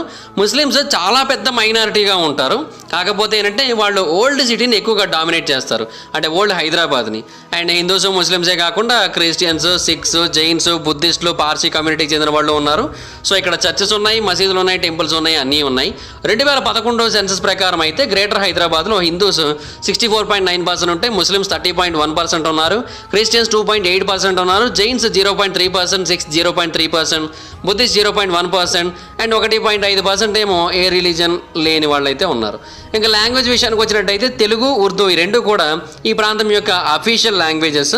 సో హైదరాబాద్లో ఎక్కువ మంది బైలింగ్వల్, రెండు భాషల్ని మాట్లాడుతూ ఉంటారు. అండ్ తెలుగు డైలెక్ట్ ఏదైతే హైదరాబాద్లో మాట్లాడతారో దాన్ని తెలంగాణ మాండలిక అని పిలుస్తూ ఉంటారు. ఇక్కడ మాట్లాడే ఉర్దూని డెక్కని అని పిలుస్తూ ఉంటారు. ఇక్కడ ఇంగ్లీష్ సెకండరీ అఫీషియల్ లాంగ్వేజ్గా ఉంటుంది, ఎందుకంటే బిజినెస్ మరియు అడ్మినిస్ట్రేషన్లో చాలా ముఖ్యం కాబట్టి. అండ్ అందుకనే ఎడ్యుకేషన్ మరియు పబ్లికేషన్స్లో దీన్ని ఎక్కువగా వాడుతూ ఉంటారు. అండ్ ఆ తర్వాత ఎక్కువగా మాట్లాడే భాషలు ఏంటంటే హిందీ, బెంగాలీ, కన్నడ, మరాఠీ, పంజాబీ, మర్వారీ, ఒడియా, తమిళ్. ఇంకా స్లమ్స్ విషయానికి వచ్చినట్టయితే గ్రేటర్ మెట్రోపాలిటన్ ఏరియాలో 13% మంది ప్రజలు పోవర్టీ లైన్ కంటే కింద నివసిస్తున్నారు. 2012లో జిహెచ్ఎంసీ వాళ్ళు సబ్మిట్ చేసిన ఒక రిపోర్ట్ ప్రకారం, అంటే వాళ్ళు వరల్డ్ బ్యాంక్ రిపోర్ట్ సబ్మిట్ చేశారు. అప్పుడు ఆ రిపోర్ట్ ప్రకారం హైదరాబాద్లో 1476 స్లమ్స్ ఉన్నాయి. వాటిలో 17 లక్షల మంది నివసిస్తున్నారు. అందులో 66% మంది 985 స్లమ్స్లో హైదరాబాద్ యొక్క కోర్లో ఉంటున్నారు. కోర్ అంటే ఏంటంటే ఏప్రిల్ 2007లో ఎక్స్పాండ్ చేశారు కదా వేరే అన్ని మున్సిపాలిటీస్ని కలిపి. అలా కలపక ముందు కేవలం హైదరాబాద్గా ఏదైతే ప్రాంతం ఉందో అలా ఉన్న ప్రాంతంలోనే 985 స్లమ్స్ ఉన్నాయి. వాటిలో 66% మంది నివసిస్తున్నారు. మిగతా 34% మంది 491 సబ్ అర్బన్ టెనమెంట్స్లో నివసిస్తున్నారు. అండ్ 22% మంది 20వ శతాబ్దంలోని లాస్ట్ డెకేడ్లో వేరు ప్రాంతాల నుంచి హైదరాబాద్కు వచ్చి ఆ స్లమ్స్లో ఉండడం మొదలుపెట్టారు. అండ్ 63% మంది స్లమ్స్లో 10 ఏళ్ల కంటే ఎక్కువగానే నివసిస్తూ ఉన్నారు. ఆ స్లమ్స్ యొక్క లిటరసీ రేటు 60 నుంచి 80% మధ్యలో ఉంటుంది. ఫిమేల్ లిటరసీ అయితే 52 నుంచి 73 వరకు ఉంటుంది. అండ్ ఆ స్లమ్స్లో కేవలం 1/3 మాత్రమే బేసిక్ సర్వీస్ కనెక్షన్స్ అయితే ఉన్నాయి. కాకపోతే ఏంటంటే ఆ ప్రాంతంలో కూడా జనరల్ పబ్లిక్ సర్వీసెస్ని గవర్నమెంట్ కొంచెం పెంచుతూ ఉంది. ఆ స్లమ్స్లో 405 గవర్నమెంట్ స్కూల్స్ ఉన్నాయి, 267 గవర్నమెంట్ ఎయిడెడ్ స్కూల్స్ ఉన్నాయి, 175 ప్రైవేట్ స్కూల్స్, 528 కమ్యూనిటీ హాల్స్ ఆ ప్రాంతాలలో ఉన్నాయి. 2008 సర్వేలో ఏమని తేలిందంటే, అంటే సర్వేని సెంటర్ ఫర్ గుడ్ గవర్నెన్స్ వాళ్ళు చేయడం జరిగింది. ఆ సర్వేలో తెలిసింది ఏంటంటే 87.6% మంది స్లమ్స్లో నివసిస్తున్న వాళ్ళు పెద్ద ఫ్యామిలీస్ చిన్న ఇళ్లలో నివసిస్తున్నారు. వాళ్ళలో 18% మంది చాలా పూరు, అంటే వాళ్ళ యొక్క యాన్యువల్ ఇన్కమ్ 20,000 కంటే తక్కువగా ఉందని తెలియజేశారు.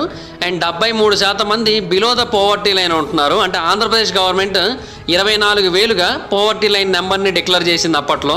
సో దానికంటే తక్కువగా 73% మంది ఉంటున్నారు. అండ్ 27% మంది ఏమో చీఫ్ వేజ్ ఎర్నర్స్ ఉన్నారు. అండ్ క్యాజువల్ లేబర్ 38% మంది ఉన్నారు. వాళ్ళంతా కూడా ఇల్లిటరేట్గా ఉన్నారు. అక్కడ పిల్లల్లో 3.7% మంది స్కూల్కి వెళ్ళట్లేదు, 3.2% మంది చైల్డ్ లేబర్గా వర్క్ చేస్తున్నారు. అందులో 64% మంది బాయ్స్, 36% మంది గర్ల్స్ ఉన్నారు. ఈ చైల్డ్ లేబర్ ఎక్కువగా పనిచేసేది స్ట్రీట్ షాప్స్లో, కన్స్ట్రక్షన్ సైట్స్లో. అండ్ అలా వర్క్ చేస్తున్న చిల్డ్రన్లో 35% మంది ప్రమాదకరమైన ఉద్యోగాల్లో కూడా పనిచేస్తున్నారు.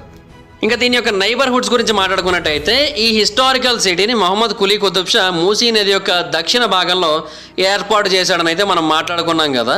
అయితే అప్పట్లో అతను ఒక నగరాన్ని క్రియేట్ చేశాడు, బట్ తర్వాత వేరే నగరం కూడా ఫామ్ అయింది. సో అందుకని ఆ నగరాన్ని పురాణా షహర్, ఓల్డ్ సిటీ అని పిలవడం మొదలుపెట్టారు. అండ్ న్యూ సిటీ ఏమో ఆ ఏరియా యొక్క నార్థన్ బ్యాంక్స్లో ఉండడం మొదలుపెట్టింది. అండ్ ఈ రెండింటినీ కూడా చాలా బ్రిడ్జెస్ ద్వారా కనెక్ట్ చేశారు. ఆ బ్రిడ్జ్లో అత్యంత పురాతనమైన బ్రిడ్జ్ పేరు పురాణా పుల్, దాన్ని ఓల్డ్ బ్రిడ్జ్ అని అర్థం అనమాట. దీన్ని 1878వ సంవత్సరంలో నిర్మించారు. హైదరాబాద్ అందుకే 2 నగరాలుగా డివైడ్ అయి ఉంటుంది. ఒకటి సికింద్రాబాద్, 2 హైదరాబాద్. ఈ రెండింటిని కూడా హుస్సేన్ సాగర్ కనెక్ట్ చేస్తూ ఉంటుంది. సౌత్ సెంట్రల్ హైదరాబాద్లో చాలా హిస్టారిక్ మరియు హెరిటేజ్ సైట్స్ ఉన్నాయి. అందులో అత్యంత ముఖ్యమైనవి Charminar, Mecca Masjid, Salar Jung museum, Nizam museum, Telangana high court, Falaknuma palace, Chowmahalla palace. And అంతేకాకుండా పెద్ద మార్కెట్స్ కూడా ఉన్నాయి. Pearl market, Lad Bazaar, Madina circle, ఇవన్నీ కూడా ఉన్నాయి. అండ్ ఆ రివర్ యొక్క నార్త్ భాగంలో హాస్పిటల్స్, కాలేజెస్, పెద్ద railway stations and business areas ఉన్నాయి. For example Begum Bazaar, Koti, Abids, Sultan Bazaar, Mozamjahi market, అలాగే అడ్మినిస్ట్రేటివ్ మరియు రీక్రియేషనల్ ఎస్టాబ్లిష్మెంట్స్ కూడా ఉన్నాయి. For example Reserve Bank of India, Telangana Secretariat, Indian government mint, the Telangana legislature, the public gardens, Shahi Masjid, Nizam club, Ravindra Bharathi, state museum, Birla temple, Birla planetarium, ఇవన్నీ కూడా ఉన్నాయి.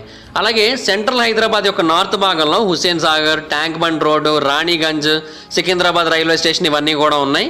అలాగే సిటీలోని చాలా పార్క్స్ మరియు రీక్రియేషనల్ సెంటర్స్ కూడా ఉన్నాయి. For example Sanjeevaiah park, Indira park, Lumbini park, NTR gardens, Buddha statue, tank bund park, ఇవన్నీ కూడా అక్కడే ఉన్నాయి. అండ్ ఆ సిటీ యొక్క నార్త్ వెస్ట్ పార్ట్ భాగంలో అప్స్కేల్ రెసిడెన్షియల్ మరియు కమర్షియల్ ఏరియాస్ ఉన్నాయి. For example Banjara hills, Jubilee hills, Begumpet, Khairatabad, Toli Chowki, Jagannath temple, Miyapur, ఇవన్నీ కూడా ఉన్నాయి.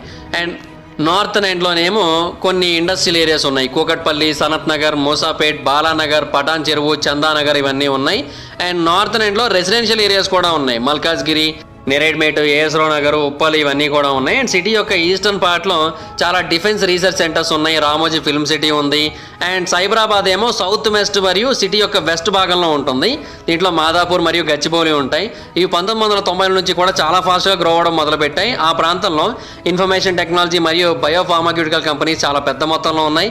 అండ్ అంతేకాకుండా కొన్ని ల్యాండ్ మార్క్స్ కూడా ఉన్నాయి. హైదరాబాద్ ఎయిర్పోర్ట్, ఉస్మాన్ సాగర్, హిమాయత్ సాగర్, కాసు బ్రహ్మానంద రెడ్డి నేషనల్ పార్క్ అంటే కేబీఆర్ నేషనల్ పార్క్ ఇవన్నీ కూడా ఉన్నాయి. ఇంకా ల్యాండ్ మార్క్స్ విషయానికి వచ్చినట్టయితే చాలా హెరిటేజ్ బిల్డింగ్స్ ఉన్నాయి. కుతుబ్షాహీ మరియు నిజాం ఎరాస్ టైంలో నిర్మింపబడినవి. అవి ఇప్పటికీ కూడా ఇండో ఇస్లామిక్ ఆర్కిటెక్చర్ని మనకు చూపిస్తూ ఉంటాయి. ఆ ఆర్కిటెక్చర్లో మెడివల్, మొఘల్, యూరోపియన్ స్టైల్స్ అన్నీ కనిపిస్తూ ఉంటాయి. 1908లో మూసీ నదికి వరదలు వచ్చాయి. సో ఆ టైంలో సిటీని ఎక్స్పాండ్ చేశారు. అండ్ చాలా సివిక్ మాన్యుమెంట్స్ కూడా ఆ ప్రాంతంలో నిర్మించారు. పర్టికులర్గా మీర్ ఉస్మాన్ అలీ ఖాన్ యొక్క రూల్ టైంలో ఎక్కువగా నిర్మించారు. సో ఆ టైంలో ఏంటంటే మోడర్న్ హైదరాబాద్ కన్స్ట్రక్ట్ అయిందని చెప్పొచ్చు. 2012లో గవర్నమెంట్ ఆఫ్ ఇండియా హైదరాబాద్ని బెస్ట్ హెరిటేజ్ సిటీ ఆఫ్ ఇండియాగా డిక్లేర్ చేయడానికి అవన్నీ కూడా ఒక కారణం అని చెప్పొచ్చు. కుతుబ్షాహీ ఆర్కిటెక్చర్ 16 మరియు 17వ శతాబ్దాల టైంలో క్లాసికల్ పెర్షియన్ ఆర్కిటెక్చర్ని ఫాలో అయ్యి చాలా డోమ్స్ని, చాలా కొలోజల్ ఆర్చెస్ని నిర్మించడం జరిగింది. అత్యంత పురాతనమైన ఇప్పటికీ సర్వైవ్ అవుతున్న కుతుబ్షాహీ స్ట్రక్చర్ హైదరాబాద్లో ఉంది. అదేదో కాదు, గోల్కొండ ఫోర్టు. దీన్ని 16వ శతాబ్దంలో నిర్మించారు. అండ్ అలాగే చాలా హిస్టారికల్ బజార్స్ కూడా ఇప్పటివరకు ఉన్నాయి. అండ్ ఇవన్నీ కూడా నార్త్ భాగంలో ఉంటాయి. చార్మినార్కి చార్మినార్ అయితే ఓల్డ్ హైదరాబాద్ యొక్క మధ్య భాగంలో ఉంటుంది. ఇది ఒక స్క్వేర్ స్ట్రక్చర్. అండ్ అన్ని వైపులా కూడా 20 మీటర్ల ఎత్తు ఉంటుంది. 4 కార్నర్స్లో 4 పెద్ద పెద్ద ఆర్చెస్ ఉంటాయి. అండ్ ఆ 4 కలిపి దాదాపుగా 56 మీటర్ల ఎత్తు వరకు ఉంటాయి మినారెట్స్ అన్నీ కూడా. ఈ చార్మినార్, గోల్కొండ కోట, కుతుబ్షాహీ టాంబ్స్ వీటన్నింటినీ కూడా monuments of national importance in ఇండియాగా 2010లో గుర్తించడం జరిగింది. అండ్ ఇండియన్ గవర్నమెంట్ అప్పట్లో యునెస్కో వరల్డ్ హెరిటేజ్ స్టేటస్ కోసం వీటన్నింటినీ కూడా పంపింది. బట్ ఇంకా రావాల్సి ఉంటుంది. అయితే నైజాం ఆర్కిటెక్చర్కి అత్యంత పురాతనమైన సర్వైవింగ్ ఎగ్జాంపుల్ చెప్పాలంటే చౌమహల్లా ప్యాలెస్. ఇది రాయల్ పవర్కి మెయిన్ సీట్. ఇందులో మనకి చాలా రకాల ఆర్కిటెక్చరల్ స్టైల్స్ అయితే కనిపిస్తూ ఉంటాయి. అలాగే ఫలక్నామా ప్యాలెస్లోనేమో ఆండ్రియా పలాడియో యొక్క స్టైల్ కనిపిస్తూ ఉంటుంది. పురాణి హవేలీ, కింగ్ కోటి ప్యాలెస్, బెల్లా విస్టా ప్యాలెస్ వీటన్నిటి కూడా 19వ శతాబ్దంలో నైజాం రూల్ యొక్క పీక్ టైంలో నిర్మించడం జరిగింది. అండ్ మీర్ ఉస్మాన్ అలీ ఖాన్ యొక్క రూల్ టైంలో యూరోపియన్ స్టైల్స్ని ఇండో ఇస్లామిక్ స్టైల్తో కలిపి నిర్మించడం జరిగింది. అండ్ అవి కూడా ఇప్పటికీ చాలా చోట్ల కనిపిస్తూ ఉంటాయి. అందులో అత్యంత ముఖ్యమైనవి అయితే Hyderabad high court, Osmania hospital, city college, Kachiguda railway station వీటన్నింటి కూడా విన్సెంట్ హెచ్ డిజైన్ చేయడం జరిగింది. అలాగే సిటీలో ఇంకొన్ని ల్యాండ్ మార్క్ స్ట్రక్చర్స్ కూడా ఉన్నాయి. అవి కూడా అతని టైంలోనే నిర్మించడం జరిగింది. For example state central library, the Telangana legislature, the state archaeology museum, Jubilee hall, Hyderabad railway station వీటన్నిటి కూడా అప్పుడే నిర్మించారు.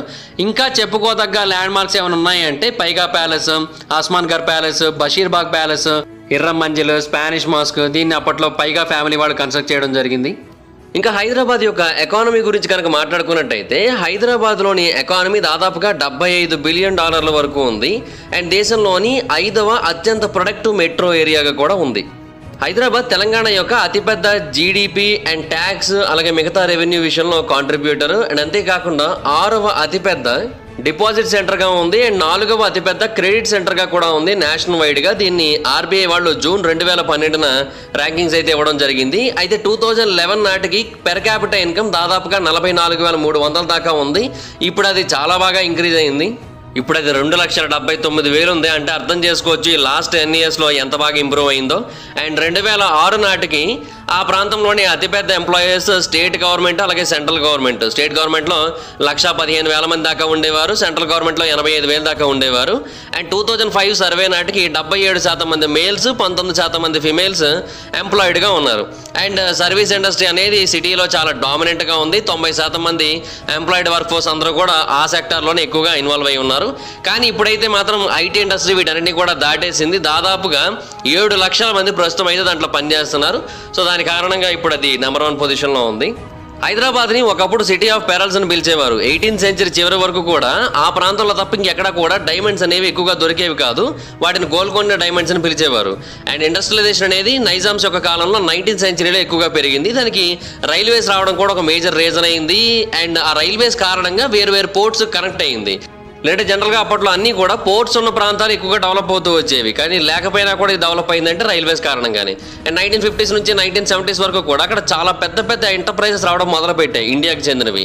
Bharat heavy electrical limited BHEL, nuclear fuel complex NFC, national mineral development corporation NMDC, Bharat electronics BEL, electronics corporation of India limited ECIL, defence research and development organisation DRDO, Hindustan aeronautics limited HAL, centre for cellular and molecular biology CCMB, centre for DNA finger printing and diagnostics CDFD, state bank of Hyderabad SBH, Andhra bank AB, ఇవన్నీ కూడా అక్కడ establish అవ్వడం మొదలుపెట్టాయి.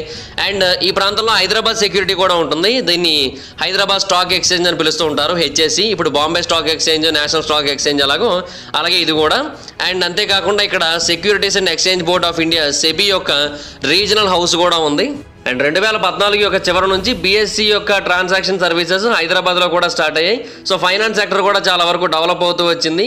And 1990s నుంచి కూడా ITES అంటే information technology enabled services, వీటి యొక్క వర్క్ అయితే మాత్రం బాగా పెరిగిపోయింది. ఇన్సూరెన్స్ మరియు ఫైనాన్స్ ఇన్స్టిట్యూషన్స్ కూడా బాగా ఎక్స్పాండ్ అయిపోయాయి.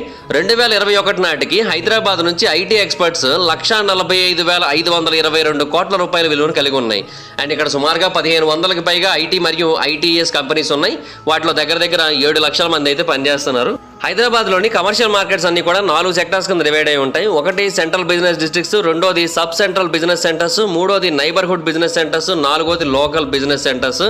అండ్ సిటీలో చాలా ట్రెడిషనల్ మరియు హిస్టారిక్ బజార్స్ కూడా ఉన్నాయి. అండ్ లాడ్ బజార్ అనేది చాలా అంటే చాలా ఫేమస్. ఇక్కడ ట్రెడిషనల్ మరియు కల్చరల్ యాంటిక్ వేర్స్ దొరుకుతూ ఉంటాయి. అలాగే జెమ్స్, పెరల్స్ అవి కూడా దొరుకుతూ ఉంటాయి.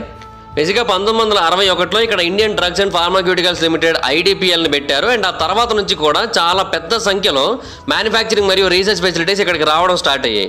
2010 నాటికి ఇండియాలోని మొత్తంగా తయారయ్యే బయోటెక్నాలజీ ప్రొడక్ట్స్లో అంటే మెడిసిన్స్లో సుమారుగా 16% ఇక్కడే తయారవుతున్నాయి. అండ్ ఇక్కడ ఇండియాస్ ఫార్మాక్యూటికల్ క్యాపిటల్ అన్న పేరు కూడా ఉంది దీనికి.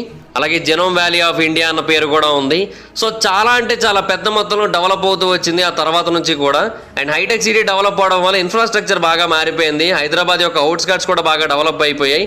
అక్కడ ఉన్న IT కంపెనీస్లో చాలా పెద్ద పెద్ద కంపెనీస్ కూడా ఉన్నాయి. Microsoft, Apple, Amazon, Google, IBM, Yahoo, Oracle corporation, Dell, Facebook, Cisco, and అలాగే ఇండియన్ ఫర్మ్స్ అయిన tech Mahindra, Infosys, Tata consultancy services, TCS, Polaris, Cyient, Wipro ఇవన్నీ కూడా ఉన్నాయి.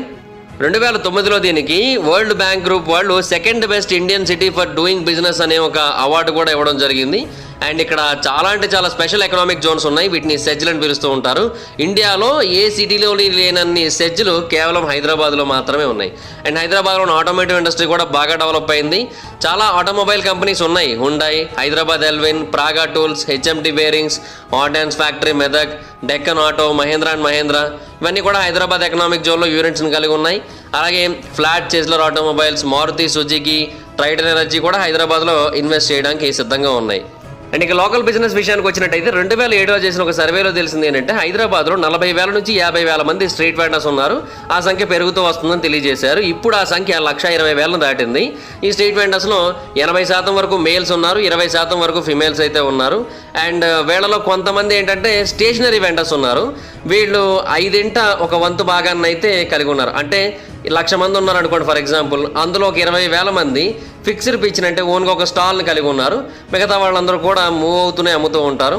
అండ్ కొన్నిసార్లు వేరే ఎక్కడో ఒక చోట కూర్చొని అమ్ముతూ ఉంటారు. అయిపోగానే అక్కడ నుంచి వెళ్ళిపోతూ ఉంటారు.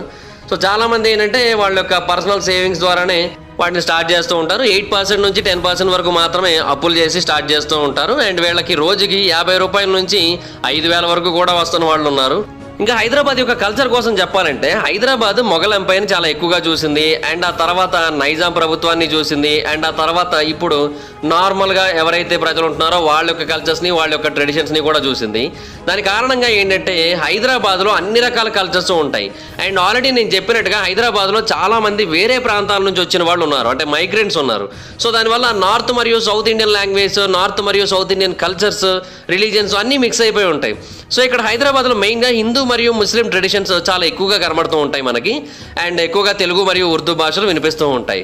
అండ్ అందుకనే హిందూ ఫెస్టివల్స్ అయిన గణేష్ చతుర్థి, దివాళీ, బోనాలు ఇవన్నీ కూడా చాలా పెద్ద సంఖ్యలో చేస్తూ ఉంటారు. అలాగే ముస్లిమ్స్ ఫెస్టివల్స్ అయిన ఈద్ ఉల్ ఫితిర్, ఈద్ అల్ అదా ఇవన్నీ కూడా చాలా పెద్ద మొత్తంలో చేస్తూ ఉంటారు. అండ్ అంతేకాకుండా ఇక్కడ కొన్ని డ్రెస్సింగ్స్ కూడా ట్రెడిషన్స్ని బట్టి కనబడుతూ ఉంటాయి మనకి. షేర్వానీ, కుర్తా పైజామా ఎక్కువ కనబడుతూ ఉంటుంది పండగల టైంలో. అలాగే కరా దుపట్టా, సల్వార్ కమీజ్ ఇవన్నీ కూడా ఆడవాళ్ళు ధరిస్తూ ఉంటారు. అండ్ ముస్లిం మహిళలు అయితే ఎక్కువగా బుర్కాని, హిజాబ్ని ధరిస్తూ ఉంటారు. అండ్ ఇవి కాకుండా ఇక్కడ కొంచెం యూత్ కల్చర్ బాగా ఎక్కువైపోయింది. దాని కారణంగా వెస్ట్రన్ స్టైల్ క్లాతింగ్ కూడా ఈ మధ్య చాలా ఎక్కువగా కనబడుతోంది. ఇంకా హైదరాబాద్లోని లిటరేచర్ గురించి చెప్పాలి అంటే కుతుబ్ షాహీ రూలర్స్, అలాగే అసఫ్ జాహీ నిజామ్స్ వీళ్ళు చాలా పెద్ద సంఖ్యలో ఆర్టిస్టులను ఎంకరేజ్ చేసేవారు. అండ్ ప్రపంచవ్యాప్తంగా ఎన్నో ప్రాంతాలకు చెందిన వాళ్ళందరూ కూడా ఇక్కడికి వచ్చి పర్ఫామ్ చేసేవారు. దాని కారణంగా ఏంటంటే ఇక్కడ చాలా రకాల కల్చరల్ ఈవెంట్స్ జరిగేవి అప్పట్లో. అండ్ అవన్నీ కూడా చాలా మందికి అలా అలవాటు అయిపోయి అప్పట్లో ముషైరాస్ అనే పేరుతో పొయిటిక్స్ సింసయ చేసేవారు. అలాగే కవాలి అనే పేరుతో డెవోషనల్ సాంగ్స్ని పాడేవారు. దోలక్కే గీత్ అనే పేరుతో ట్రెడిషనల్ సాంగ్స్ని పాడేవారు. సో ఇవన్నీ కూడా చాలా వరకు ఇప్పటికీ కూడా కొన్ని చోట్ల కొనసాగుతూ వస్తున్నాయి.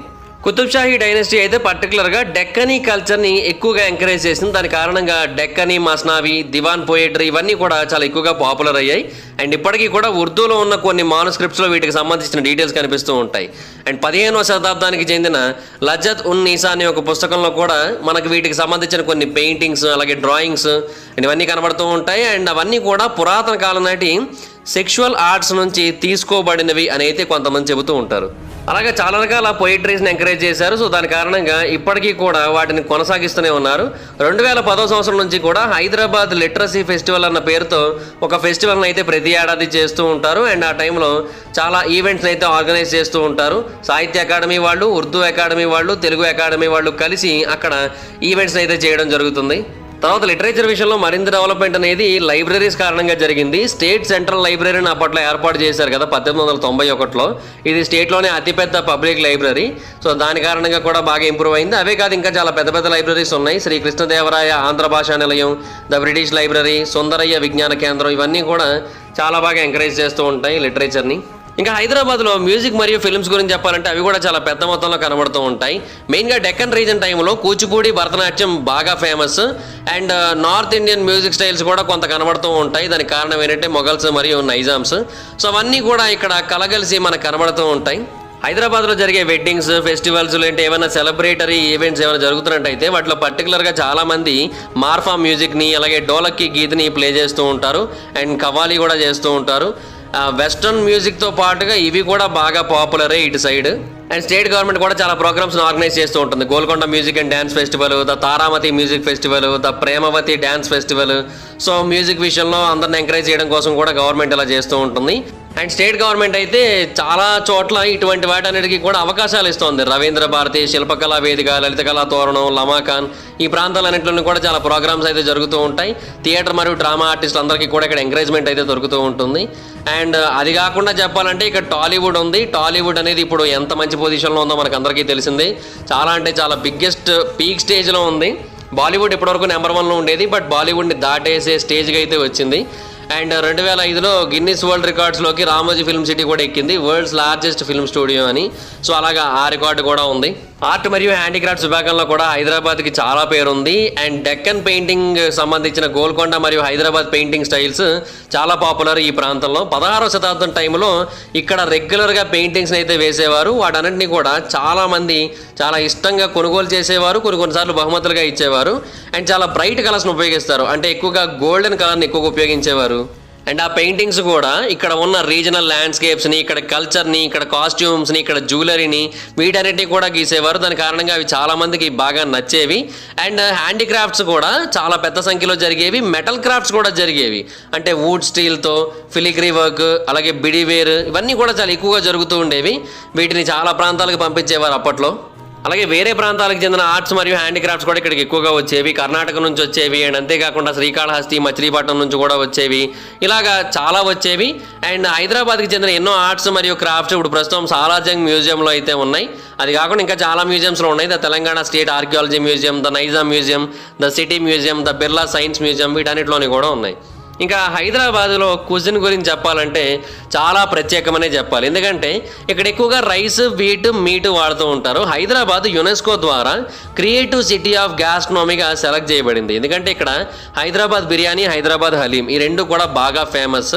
అండ్ వాటిలో మొగలాయి మరియు అరబ్ కుజిన్స్ బ్లెండ్ అయ్యి కనబడుతూ ఉంటాయి. యాక్చువల్గా హైదరాబాద్ కుజిన్స్లో కొన్నింటిలో ఫ్రెంచ్ ఎక్స్టెంట్ కూడా కనబడుతూ ఉంటుంది, బట్ ఎక్కువ అరబిక్, టర్కిష్, ఇరానియన్ ఇవే కనబడుతూ ఉంటాయి. సో దాని కారణంగా ఏంటంటే అవి చాలా ఫ్లేవర్ఫుల్గా అనిపిస్తూ ఉంటాయి. అలాగే నేటివ్ తెలుగు మరియు మరత్వాడ కుజిన్స్ కూడా ఎక్కువగా కనబడుతూ ఉంటాయి ఈ ప్రాంతంలో. అండ్ ఇక్కడ ఉన్న నేటివ్ డిషెస్ ఎక్కువ ఏంటంటే నిహారీ, చక్నా, బగారా బైంగన్, అలాగే డెజర్ట్స్లో అయితే కుబానీ కా మీఠా, డబుల్ కా మీఠా, కడ్డూ కి ఖీర్ ఇవన్నీ కూడా ఇక్కడ కొంచెం ఎక్కువ పాపులర్. ఇంకా హైదరాబాద్లోని మీడియా గురించి మాట్లాడుకుంటే హైదరాబాద్లోని ఎర్లియెస్ట్ న్యూస్ పేపర్స్లో ఒకటైన ద డెక్కన్ టైమ్స్ 1780లో స్టార్ట్ అయింది. అండ్ ఇక్కడ మేజర్ తెలుగు న్యూస్ పేపర్స్ ఏంటంటే Eenadu, Sakshi, Namaste Telangana. And major English newspapers అయితే Times of India, the Hindu, Deccan Chronicle. Major Urdu పేపర్లు అయితే the Siasat daily, the Munsif daily, Etemaad, ఈ 3 కూడా ఉంటాయి. అండ్ సికింద్రాబాద్ కంటోన్మెంట్ బోర్డు హైదరాబాద్లోని మొట్టమొదటి రేడియో స్టేషన్ని 1919లో ఏర్పాటు చేసింది. అండ్ డెక్కన్ రేడియో మొట్టమొదటిసారిగా పబ్లిష్ అయిన పబ్లిక్ బ్రాడ్కాస్ట్ స్టేషన్. ఇది February 3, 1935 టెలికాస్ట్ అయింది. FM బ్రాడ్కాస్టింగ్ మొదలైంది అయితే 2000 సంవత్సరంలో. అవైలబుల్ ఛానల్స్ అయితే హైదరాబాద్లో చాలా ఉన్నాయి. All India radio, radio Mirchi, radio city, red FM, big FM, fever FM ఇలా ఉన్నాయి. అండ్ టెలివిజన్ బ్రాడ్కాస్టింగ్ 1974లో స్టార్ట్ అయింది, దూరదర్శన్ ద్వారా లాంచ్ అయింది. అండ్ గవర్నమెంట్ ఆఫ్ ఇండియా యొక్క పబ్లిక్ సర్వీస్ బ్రాడ్కాస్ట్ అది మనకు తెలిసిందే. ప్రైవేట్ శాటిలైట్ ఛానల్ స్టార్ట్ అయింది అయితే జూలై 1992 ద్వారా. అండ్ స్టార్ టీవీ ద్వారా స్టార్ట్ అయింది అది. Satellite TV channels cable subscription, direct broadcast, satellite services, internet based television వీటన్నిటి ద్వారా కూడా వస్తూ ఉంది. అండ్ హైదరాబాద్ యొక్క మొట్టమొదటి డైలప్ ఇంటర్నెట్ సర్వీసెస్ 1990sలో స్టార్ట్ అయ్యాయి. అప్పుడు కేవలం సాఫ్ట్వేర్ డెవలప్మెంట్ కంపెనీస్ వరకు మాత్రమే అవి లిమిటెడ్గా ఉండేవి. But first public internet access అయితే 1995లో స్టార్ట్ అయింది. అండ్ ఆ తర్వాత ప్రైవేట్ సెక్టర్ బాగా గ్రో అవడంతో 1998లో ఇంటర్నెట్ సర్వీస్ ఇంకా పెరిగింది. 2015లో హై స్పీడ్ వైఫై పబ్లిక్ అవైలబుల్గా వచ్చింది, చాలా ప్రాంతాల్లో ఇంట్రడ్యూస్ చేయడం జరిగింది. ఇంకా ఎడ్యుకేషన్ విషయానికి వచ్చినట్టయితే పబ్లిక్ మరియు ప్రైవేట్ స్కూల్స్ హైదరాబాద్లో చాలా పెద్ద మొత్తంలో ఉన్నాయి. ఇవన్నీ కూడా central board of secondary education కిందకు వస్తూ ఉంటాయి. ఇవి 10+2+3 ప్లాన్ ఫాలో అవుతూ ఉంటాయి. మొత్తం పిల్లల్లో 3/2 మంది ప్రైవేట్ స్కూల్స్లో చదువుతున్నారు. ఇక్కడ ఇంగ్లీష్, హిందీ, తెలుగు, ఉర్దూ ఎక్కువగా చెబుతూ ఉంటారు. అండ్ అది ఇన్స్టిట్యూషన్ బట్టి మారుతూ ఉంటుంది. వాటికి సెకండరీ స్కూల్ సర్టిఫికేటా లేదంటే Indian certificate of secondary education వస్తుందా అనేది. అండ్ ఎడ్యుకేషన్ ఫినిష్ అయిపోయిన తర్వాత గ్రాడ్యుయేషన్ కోసం ఇక్కడ చాలా కాలేజెస్ ఉన్నాయి, చాలా యూనివర్సిటీస్ ఉన్నాయి.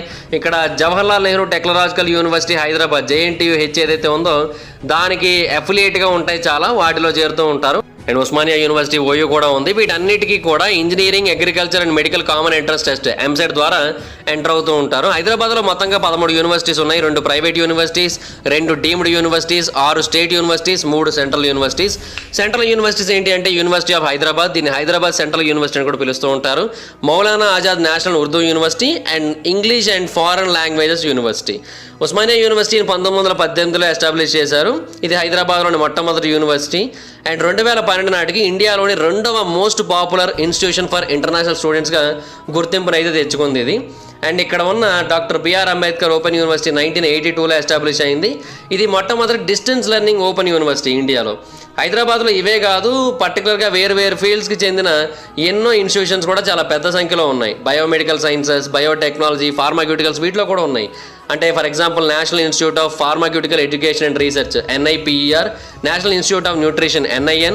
అలాగే హైదరాబాద్లో 5 మేజర్ మెడికల్ స్కూల్స్ కూడా ఉన్నాయి. Osmania medical college, Gandhi medical college, Nizam institute of medical science, Deccan college of medical sciences, Shadan institute of medical sciences ఇవన్నీ కూడా ఉన్నాయి. అండ్ ఇవి చాలా మటుకు టీచింగ్ హాస్పిటల్స్తో అఫిలియేట్ అయి ఉన్నాయి కూడా. అండ్ అంతేకాకుండా all India institute of medical sciences కూడా ఉంది Hyderabad అవుట్స్కర్ట్స్లో.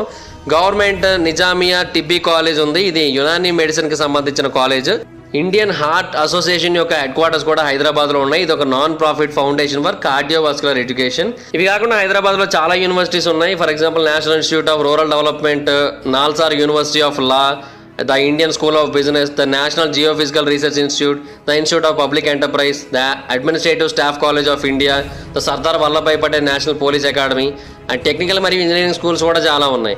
International Institute of Information Technology Hyderabad, IIITH, Birla Institute of Technology and Science Pilani Hyderabad, BITS Hyderabad, Gandhi Institute of Technology and Management Hyderabad campus, Gitam Hyderabad campus, Indian Institute of Technology Hyderabad IITH, agricultural engineering సంబంధించిన institutes కూడా ఉన్నాయి. International crops research institute for the semi arid tropics ICRISAT, అలాగే Acharya NG Ranga agricultural university.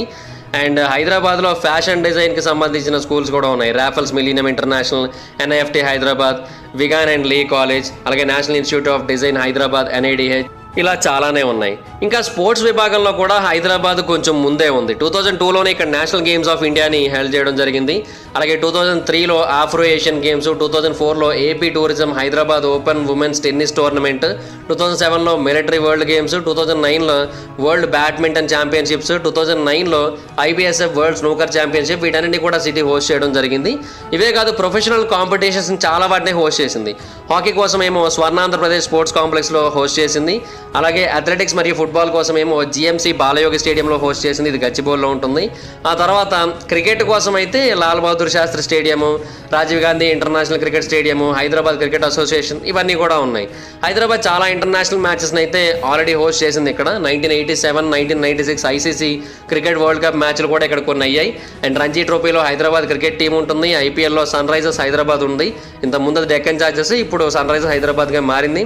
And ఒక football క్లబ్ను కూడా ఇక్కడ ఏర్పాటు చేయడం జరిగింది. అండ్ వాళ్ళు 2021, 2022 ఇండియన్ సూపర్ లీగ్ యొక్క ఛాంపియన్స్గా మారారు. సో ఇలాగ అన్ని రకాలుగాను కూడా ఇక్కడ స్పోర్ట్స్ విషయంలో కూడా బాగా ముందే ఉంది. అండ్ ఇక్కడ బ్రిటిష్ రూల్ టైంలో సికింద్రాబాద్ ప్రాంతంలో చాలా అంటే చాలా పెద్ద మొత్తంలో స్పోర్టింగ్స్, రేస్ కోర్సులు, పెరేడ్ గ్రౌండ్స్, పోలో ఫీల్డ్స్ ఇవన్నీ కూడా నిర్మింపబడ్డాయి. అండ్ ఎలైట్ క్లబ్స్ కూడా ఉన్నాయి ఇక్కడ. Secunderabad club, Nizam club, Hyderabad race club, and ఇది హార్స్ రేసింగ్ బాగా పాపులర్. అండ్ ఇప్పటికీ కూడా అవి కొనసాగుతున్నాయి. అండ్ రీసెంట్ టైమ్స్లో అయితే ఆంధ్రప్రదేశ్ మోటార్ స్పోర్ట్స్ క్లబ్ కొన్ని పాపులర్ ఈవెంట్స్ని ఆర్గనైజ్ చేసింది. For example Deccan quarter mile drag, TSD rallies, 4x4 of road ర్యాలింగ్, వీటన్నిటి కూడా ఆర్గనైజ్ చేయడం ద్వారా అలా కూడా పాపులర్ అవుతుంది. ఇంకా ట్రాన్స్పోర్టేషన్ విషయానికి వచ్చినట్టయితే 2018 నాటికి హైదరాబాద్లో మోస్ట్ కామన్గా ఉపయోగించే ట్రాన్స్పోర్టేషన్ ఏది అంటే లైట్ రైల్వేస్, బస్సెస్, అండ్ అంతేకాకుండా ప్రైవేట్గా ఆపరేట్ చేయబడే ట్యాక్సీస్ మరియు ఆటో రిక్షాలు, ఇవన్నీ కలిపి రోజుకి 35 లక్షల మంది ప్యాసింజర్కి సర్వీస్ చేస్తూ ఉన్నాయి. బస్ సర్వీసులన్నీ కూడా మహాత్మా గాంధీ బస్ స్టేషన్ నుంచి ఆపరేట్ అవుతూ ఉంటాయి. దాంట్లో 3800 బస్సులు ఉన్నాయి. 33 లక్షల మంది ప్యాసింజర్లు వాటిలోనే ఎక్కువ తిరుగుతూ ఉంటారు. And Hyderabad metro November 2017 start అయింది. అండ్ 2020 నాటికి ఇది ఒక 3 ట్రాక్ నెట్వర్క్గా స్ప్రెడ్ అయ్యి 69.2 కిలోమీటర్ల వరకు స్ప్రెడ్ అయింది. 57 స్టేషన్స్ ఉంటాయి. ఇది దేశంలోని 2వ అతిపెద్ద మెట్రో రైల్ నెట్వర్క్. అలాగే హైదరాబాద్లో multi modal transport system MMTS కూడా ఉంది. ఇది ఒక 3 లైన్ సబర్బన్ రైల్ సర్వీస్. 121 సర్వీసులు ఉన్నాయి. రోజు 180,000 మందిని అటు ఇటు తిప్పుతూ ఉంటాయి. అండ్ అంతేకాకుండా సెట్విన్ సర్వీసెస్ బస్సెస్ కూడా ఉన్నాయి. సెట్విన్ అంటే society for employment promotion and training in twin cities. So ఆ బస్సులు కూడా తిరుగుతూ ఉంటాయి. అండ్ ఇంటర్సిటీ రైల్ సర్వీసెస్ కూడా ఉన్నాయి. అవి మెయిన్ స్టేషన్ నుంచి ఎక్కువగా తిరుగుతూ ఉంటాయి. సికింద్రాబాద్ స్టేషన్ అది మెయిన్ స్టేషన్ అంటే. అండ్ ఇది Indian railways south central railway జోన్లో ఉంది. ఇవి కాకుండా హైదరాబాద్కి సంబంధించిన ఇంకేమైనా మేజర్ రైల్వే స్టేషన్స్ ఉన్నాయి అంటే అవి హైదరాబాద్ డెక్కన్, కాచిగూడ, బేగంపేట్, మల్కాజ్గిరి, లింగంపల్లి, ఇక్కడ నుంచి కూడా ఎక్కువగా తిరుగుతూ ఉంటాయి. 2018 నాటికైతే సిటీలో 53 లక్షల వెహికల్స్ అయితే తిరుగుతున్నాయి. వాటిలో 43 లక్షల వెహికల్స్ 2 వీలర్స్, 10,40,000 వెహికల్స్ అయితే 4 వీలర్స్ తిరుగుతున్నాయి. అండ్ ఆ వెహికల్స్ చాలా పెద్ద మొత్తంలో రోడ్స్ను ఆక్యుపై చేస్తున్నాయి. అండ్ రోడ్స్ సిటీ యొక్క టోటల్ ఏరియాలో 9.5% అయితే కవర్ చేస్తున్నాయి. సో దాని కారణంగా ట్రాఫిక్ అయితే పెరుగుతోంది. అండ్ మెయిన్గా ఆ రోడ్ల మీదే 80% ఆఫ్ ప్యాసింజర్స్, 60% ఆఫ్ ఫ్రీట్ తిరుగుతూ ఉంటారు. కాబట్టి దాని కారణంగా ట్రాఫిక్ జామ్స్ చాలా ఎక్కువగా జరుగుతూ ఉంటాయి. చాలా కట్టారు. Inner ring road, outer ring road, Hyderabad elevated express way, longest flyover in India, అలాగే చాలా interchanges, over passes, under passes, వీటన్నింటినీ కూడా కడుతూ వచ్చారు ట్రాఫిక్ని తగ్గించడానికి. అండ్ మ్యాక్సిమం స్పీడ్ లిమిట్స్ అయితే 2 వీలర్స్కి, కార్స్కి సిటీలో 50, అండ్ ఆటో రిక్షాస్కి అయితే 35, లైట్ కమర్షియల్ వెహికల్స్, బస్సెస్కి అయితే 40గా ఉంది సిటీలో. బట్ అయినప్పటికీ కూడా ట్రాఫిక్ జామ్స్ అయితే చాలా గట్టిగా జరుగుతున్నాయి. హైదరాబాద్ అయితే 3 నేషనల్ హైవేస్ యొక్క జంక్షన్లో ఉంది. అండ్ 6 స్టేట్స్ని చాలా ఈజీగా కనెక్ట్ చేస్తూ ఉంటుంది. NH44 శ్రీనగర్, జమ్మూ అండ్ కాశ్మీర్ నుంచి తిరుగుతూ ఉంటుంది. అండ్ తమిళనాడులోని కన్యాకుమారి వరకు వెళ్తుంది. ఇది 3,963 కిలోమీటర్లది. అండ్ అది హైదరాబాద్ మీద నుంచి వెళ్తూ ఉంటుంది. అండ్ అలాగే NH65 ఇది 841 కిలోమీటర్స్ తిరుగుతూ ఉంటుంది. ఆంధ్రప్రదేశ్లోని మచిలీపట్నాన్ని కనెక్ట్ చేస్తూ ఉంటుంది. అండ్ సూర్యాపేటని కనెక్ట్ చేస్తూ ఉంటుంది హైదరాబాద్ని. అలాగే మహారాష్ట్రలోని పుణేని కనెక్ట్ చేస్తూ ఉంటుంది. అలాగే NH163, NH765 ఇవి కూడా హైదరాబాద్ మీద తిరుగుతూ ఉంటాయి. తర్వాత SH1, SH2, SH4, SH6 ఇవన్నీ కూడా హైదరాబాద్ నుంచి స్టార్ట్ అవ్వడం లేదా హైదరాబాద్ మీదుగా వెళ్ళడం జరుగుతూ ఉంటుంది. ఇంకా ఎయిర్ ట్రాఫిక్ని అయితే మొదట బేగంపేట ఎయిర్పోర్ట్లో హ్యాండిల్ చేసేవారు. 1930లో కట్టారు ఈ బేగంపేట ఎయిర్పోర్ట్ని. బట్ ఆ తర్వాత ఏంటంటే రాజీవ్ గాంధీ ఇంటర్నేషనల్ ఎయిర్పోర్ట్ని కట్టిన తర్వాత మొత్తం ట్రాఫిక్ అంతా కూడా వెళ్ళిపోయింది. బేగంపేట ఎయిర్పోర్ట్ కేవలం అఫీషియల్స్కి మాత్రమే ఉంటుంది ఇప్పుడు. అయితే రాజీవ్ గాంధీ ఇంటర్నేషనల్ ఎయిర్పోర్ట్ యొక్క కెపాసిటీ ఏంటంటే 25 మిలియన్ ప్యాసింజర్స్ని హ్యాండిల్ చేయగలదు. 150,000 మెట్రిక్ టన్నుల కార్గోని ప్రతి ఏడాది హ్యాండిల్ చేయగలదు. 2020లో ఎయిర్పోర్ట్స్ కౌన్సిల్ ఇంటర్నేషనల్ వాళ్ళు ఈ ప్రాంతం మీద పరిశోధన చేసి Rajiv Gandhi international airport environment పరంగా, అంబియన్స్ పరంగా బెస్ట్ ఎయిర్పోర్ట్ అయితే దానికి అవార్డు ఇచ్చారు. అండ్ 15 నుంచి 25 మిలియన్ ప్యాసింజర్ కేటగిరీలో సైజ్ మరియు రీజన్ పరంగా ది బెస్ట్ ఎయిర్పోర్ట్ అని కూడా తెలియజేశారు. సో అది గైస్ హైదరాబాద్ యొక్క టోటల్ డీటెయిల్స్ ఆల్మోస్ట్ అన్ని ఆస్పెక్ట్స్ కవర్ చేసి మాట్లాడుకున్నామని అనుకుంటున్నాను నేను. ఈ వీడియో కనుక మీకు నచ్చినట్టయితే లైక్ చేయండి, వీడియోని షేర్ చేయండి. ఇప్పటివరకు ఎవరైనా మన ఛానల్ సబ్స్క్రైబ్ చేసుకోకపోతే ఇప్పుడే సబ్స్క్రైబ్ చేసుకోండి. పక్కన ఉన్న బెల్ ఐకాన్ క్లిక్ చేసి ఆల్లో పెట్టుకోండి. ఒకవేళ మీరు డైరెక్ట్గా ఫాలో అవ్వాలనుకుంటే నా ఇన్స్టాగ్రామ్ ఐడి యొక్క లింక్ కింద డిస్క్రిప్షన్లో ఉంటుంది. దాని మీద క్లిక్ చేసి మీరు నన్ను ఫాలో అవ్వచ్చు. లేదంటే ఇన్స్టాగ్రామ్లోకి వచ్చి జబర్దస్త్ మైదాన్ సెర్చ్ చేసి కూడా మీరు నన్ను ఫాలో అవ్వచ్చు. Thank you guys, bye bye now. Hi friends, మీరు ఎప్పుడైనా సరే 5,000 రూపాయల ప్రొడక్ట్ 250 రూపాయలకి రావడాన్ని గమనించారా? లేదు కదా. కానీ అమెజాన్, ఫ్లిప్కార్ట్ లాంటి కంపెనీస్ ఏం చేస్తూ ఉంటాయంటే కొన్ని గోల్డెన్ హవర్స్ టైంలో మెగా డీల్స్ ఇస్తూ ఉంటాయి. ఆ డీల్స్ టైంలో ఒక్కొక్క ప్రొడక్ట్ మీద 90% నుంచి 95% వరకు డిస్కౌంట్ అయితే ఉంటుంది. అయితే ఈ డీల్స్ కోసం మీరు కాన్స్టెంట్గా ఆ యాప్స్ చెక్ చేస్తూ ఉండలేదు కదా. కానీ మీకోసం నేను వాటన్నిటిని కూడా కాన్స్టెంట్గా చెక్ చేస్తూ ఉంటాను. అండ్ దాంట్లో ఎప్పుడు ఏ డీల్ పెట్టినా కూడా ఇమీడియట్గా మీకు ఆ ప్రొడక్ట్ని అయితే షేర్ చేస్తాను. మీరు ఇమీడియట్గా ఆ ప్రొడక్ట్ని పర్చేస్ చేయొచ్చు దాని నుంచే. అండ్ అంతేకాదు కొన్ని ఎక్స్ట్రాడినరీ ప్రొడక్ట్స్ ఉంటాయి, వాటిని మీరు బయట ఎక్కడ కూడా చూడరు.